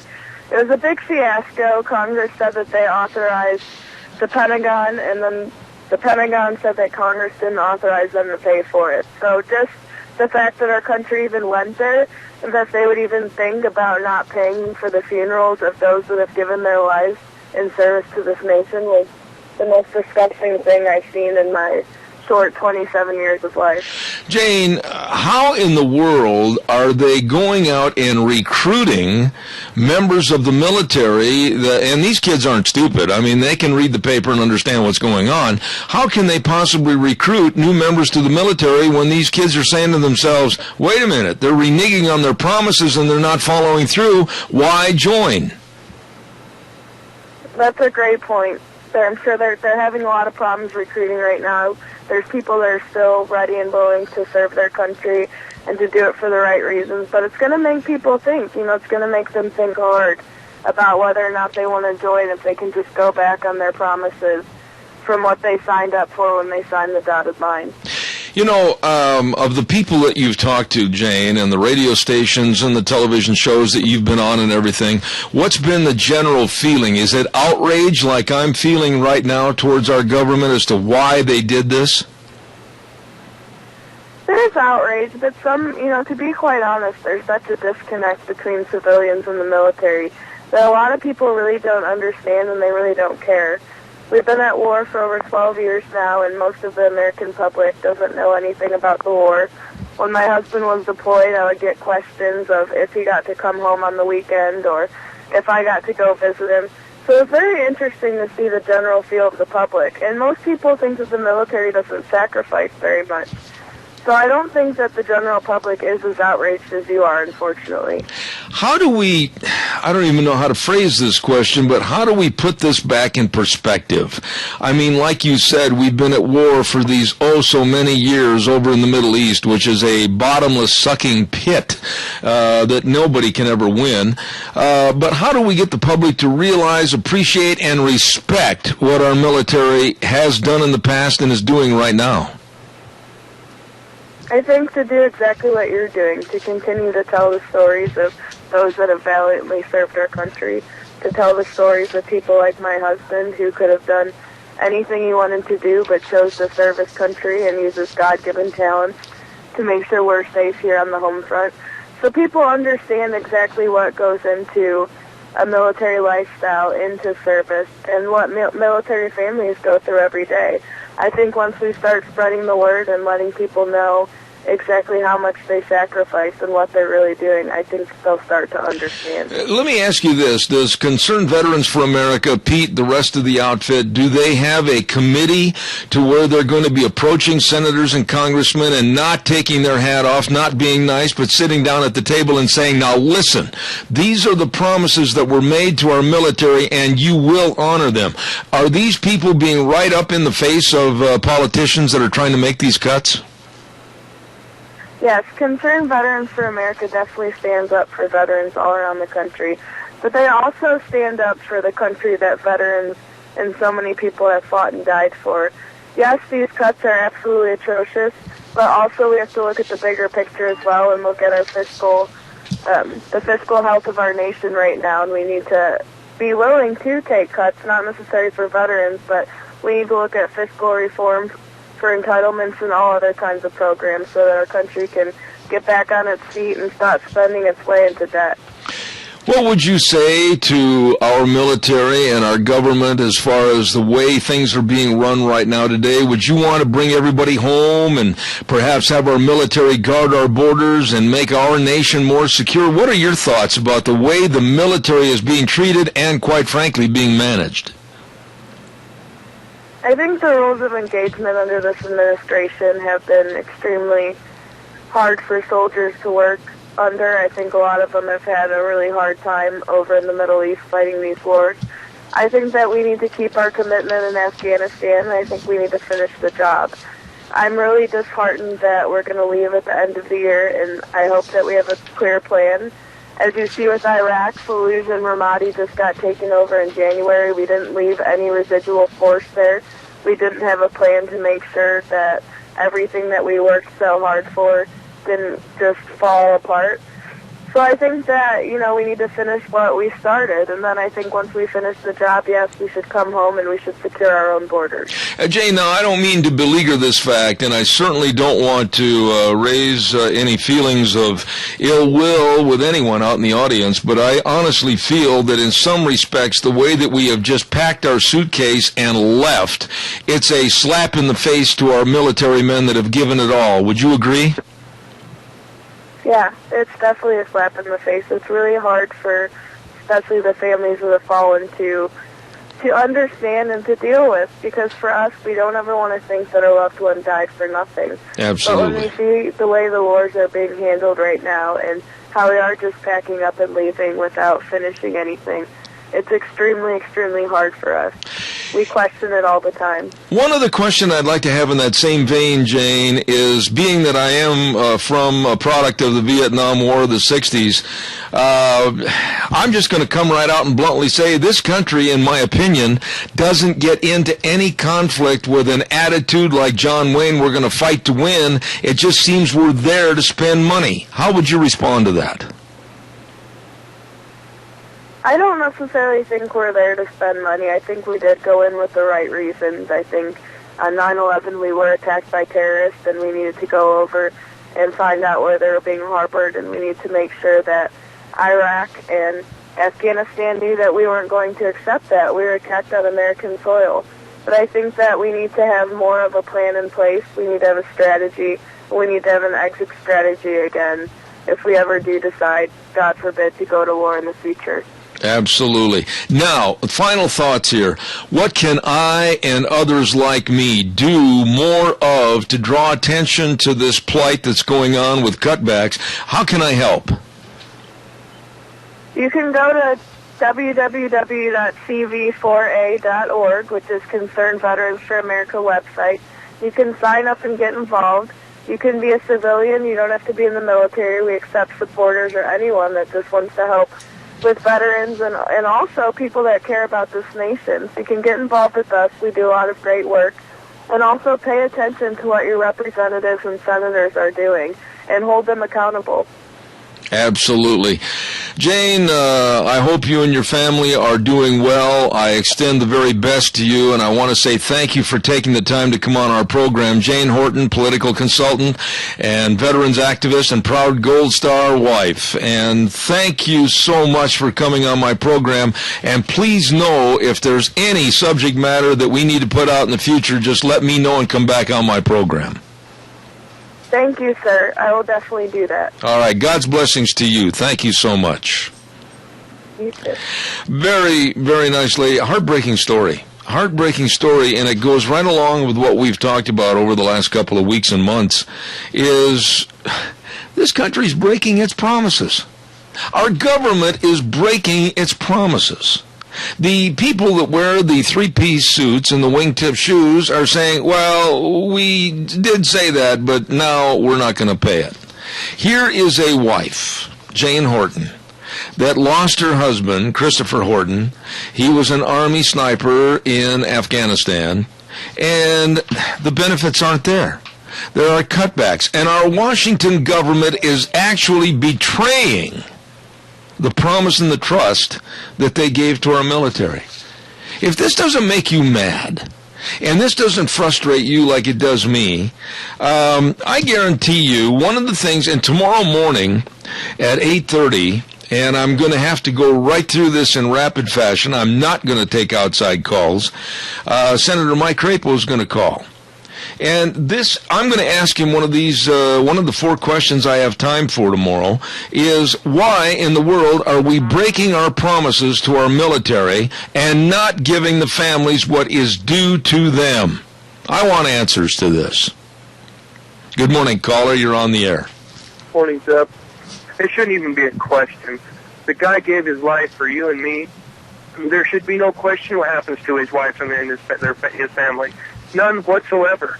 They earned it. He gave it to him. He gave everything that he could give for his country, and the least we could do is make sure they're taken care of. That lady should not have to be taking time, effort, and money out of her own pocket to appear on radio, television, and do newspaper stories to get the point across that their families have been betrayed, the benefits have been cut. Not here in the United States of America.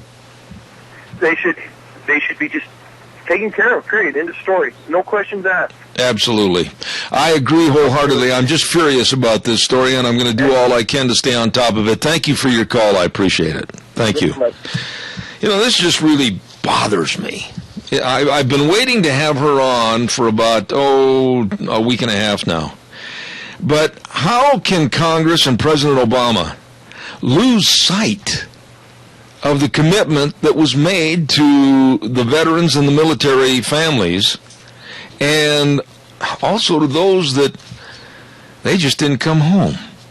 They gave their lives for this country. And now not to get the benefits that they've got coming? And yet this stupid, frivolous government will take money, pork money, in all the bills totaling billions and billions and billions of dollars with a B, and they'll study fish habits, and they'll study some kind of a creature trying to walk across a treadmill to generate some electricity or something. I mean, this is absolutely asinine that we waste money on that type of thing, but we take money away from wives and children of soldiers that have given their all, their lives, and cut back on the benefits. Really, I ask you, what kind of a country are we turning into? give me a call, 436-2244, 1-866-927-4587. It just disgusts me. You know, I would like to talk just for a few moments about the Founders Day celebration, and calls come on in honor of Mr. Les Schwab at your Magic Valley Les Schwab Tire Centers. Oh, they've got great buys on tires. Oh, they've got the best in front end alignment, shocks and struts, brake service. You know all that. And they also have special savings on like $50 off custom wheels when you buy a new set of 4. Or how about this? Save 15% on wiper blades off a pair of brand new wiper blades for your vehicle. All of this and more going on during the Founders Celebration at your Magic Valley Les Schwab Tire Centers with, of course, Lane and Rupert, Dave on Blue Lakes and Twin, Mike and Buell, Mike and Jerome, the Twist family in Paul, John on Poline in Twin Falls, and Randy on Overland in Burley, your Magic Valley Les Schwab Tire Centers. Caller, good morning. You're on the air. Good morning. I just have a short comment. How about the money that we give to other countries? That's just unreal that we fund these other countries for various reasons. Let's take care of our own country before one penny goes to any other country. Now, wait a minute, sir. Right there, you hit a point that I should have remembered to mention to her. We are giving to even some of our so-called allies, really that are our enemies, and I'll use Pakistan as an example. We're giving $3 billion with a B dollars in aid to these people. They don't like us. They don't want us there. They don't want us around. $3 billion with a B would do so much to help honor the commitment and the promise to our military. You have hit the nail on the head. Yeah, I agree. You know, and another thing, these ones that are burning the flag in these other countries, why are we giving them a penny? If they hate us and we're such a bad country that they hate us so much, let's cut their money off and see how quick they turn. Amen. Amen. I'm frustrated to think and to have this lovely lady on our program, 27 years of age. Her husband was killed in Afghanistan, and she has to be a voice for other wives, other families that are not getting their benefits that were promised, and yet some little tin-horn dictator in another country will cry the blues to this Obama administration. We need help. We need to buy more tanks. We need to buy more airplanes, and we will virtually give them these items worth billions and billions of dollars, but we can't give it to our military. God help us. Yeah. You know, hopefully there can be something in the private sector that'll step up and maybe embarrass the U.S. and take care of this woman. But well, it's not just her, and there needs to happen. I don't know that you can embarrass them. I doubt it. I think this administration is beyond embarrassment. They're an embarrassment to everybody else, but they can't understand embarrassment to themselves.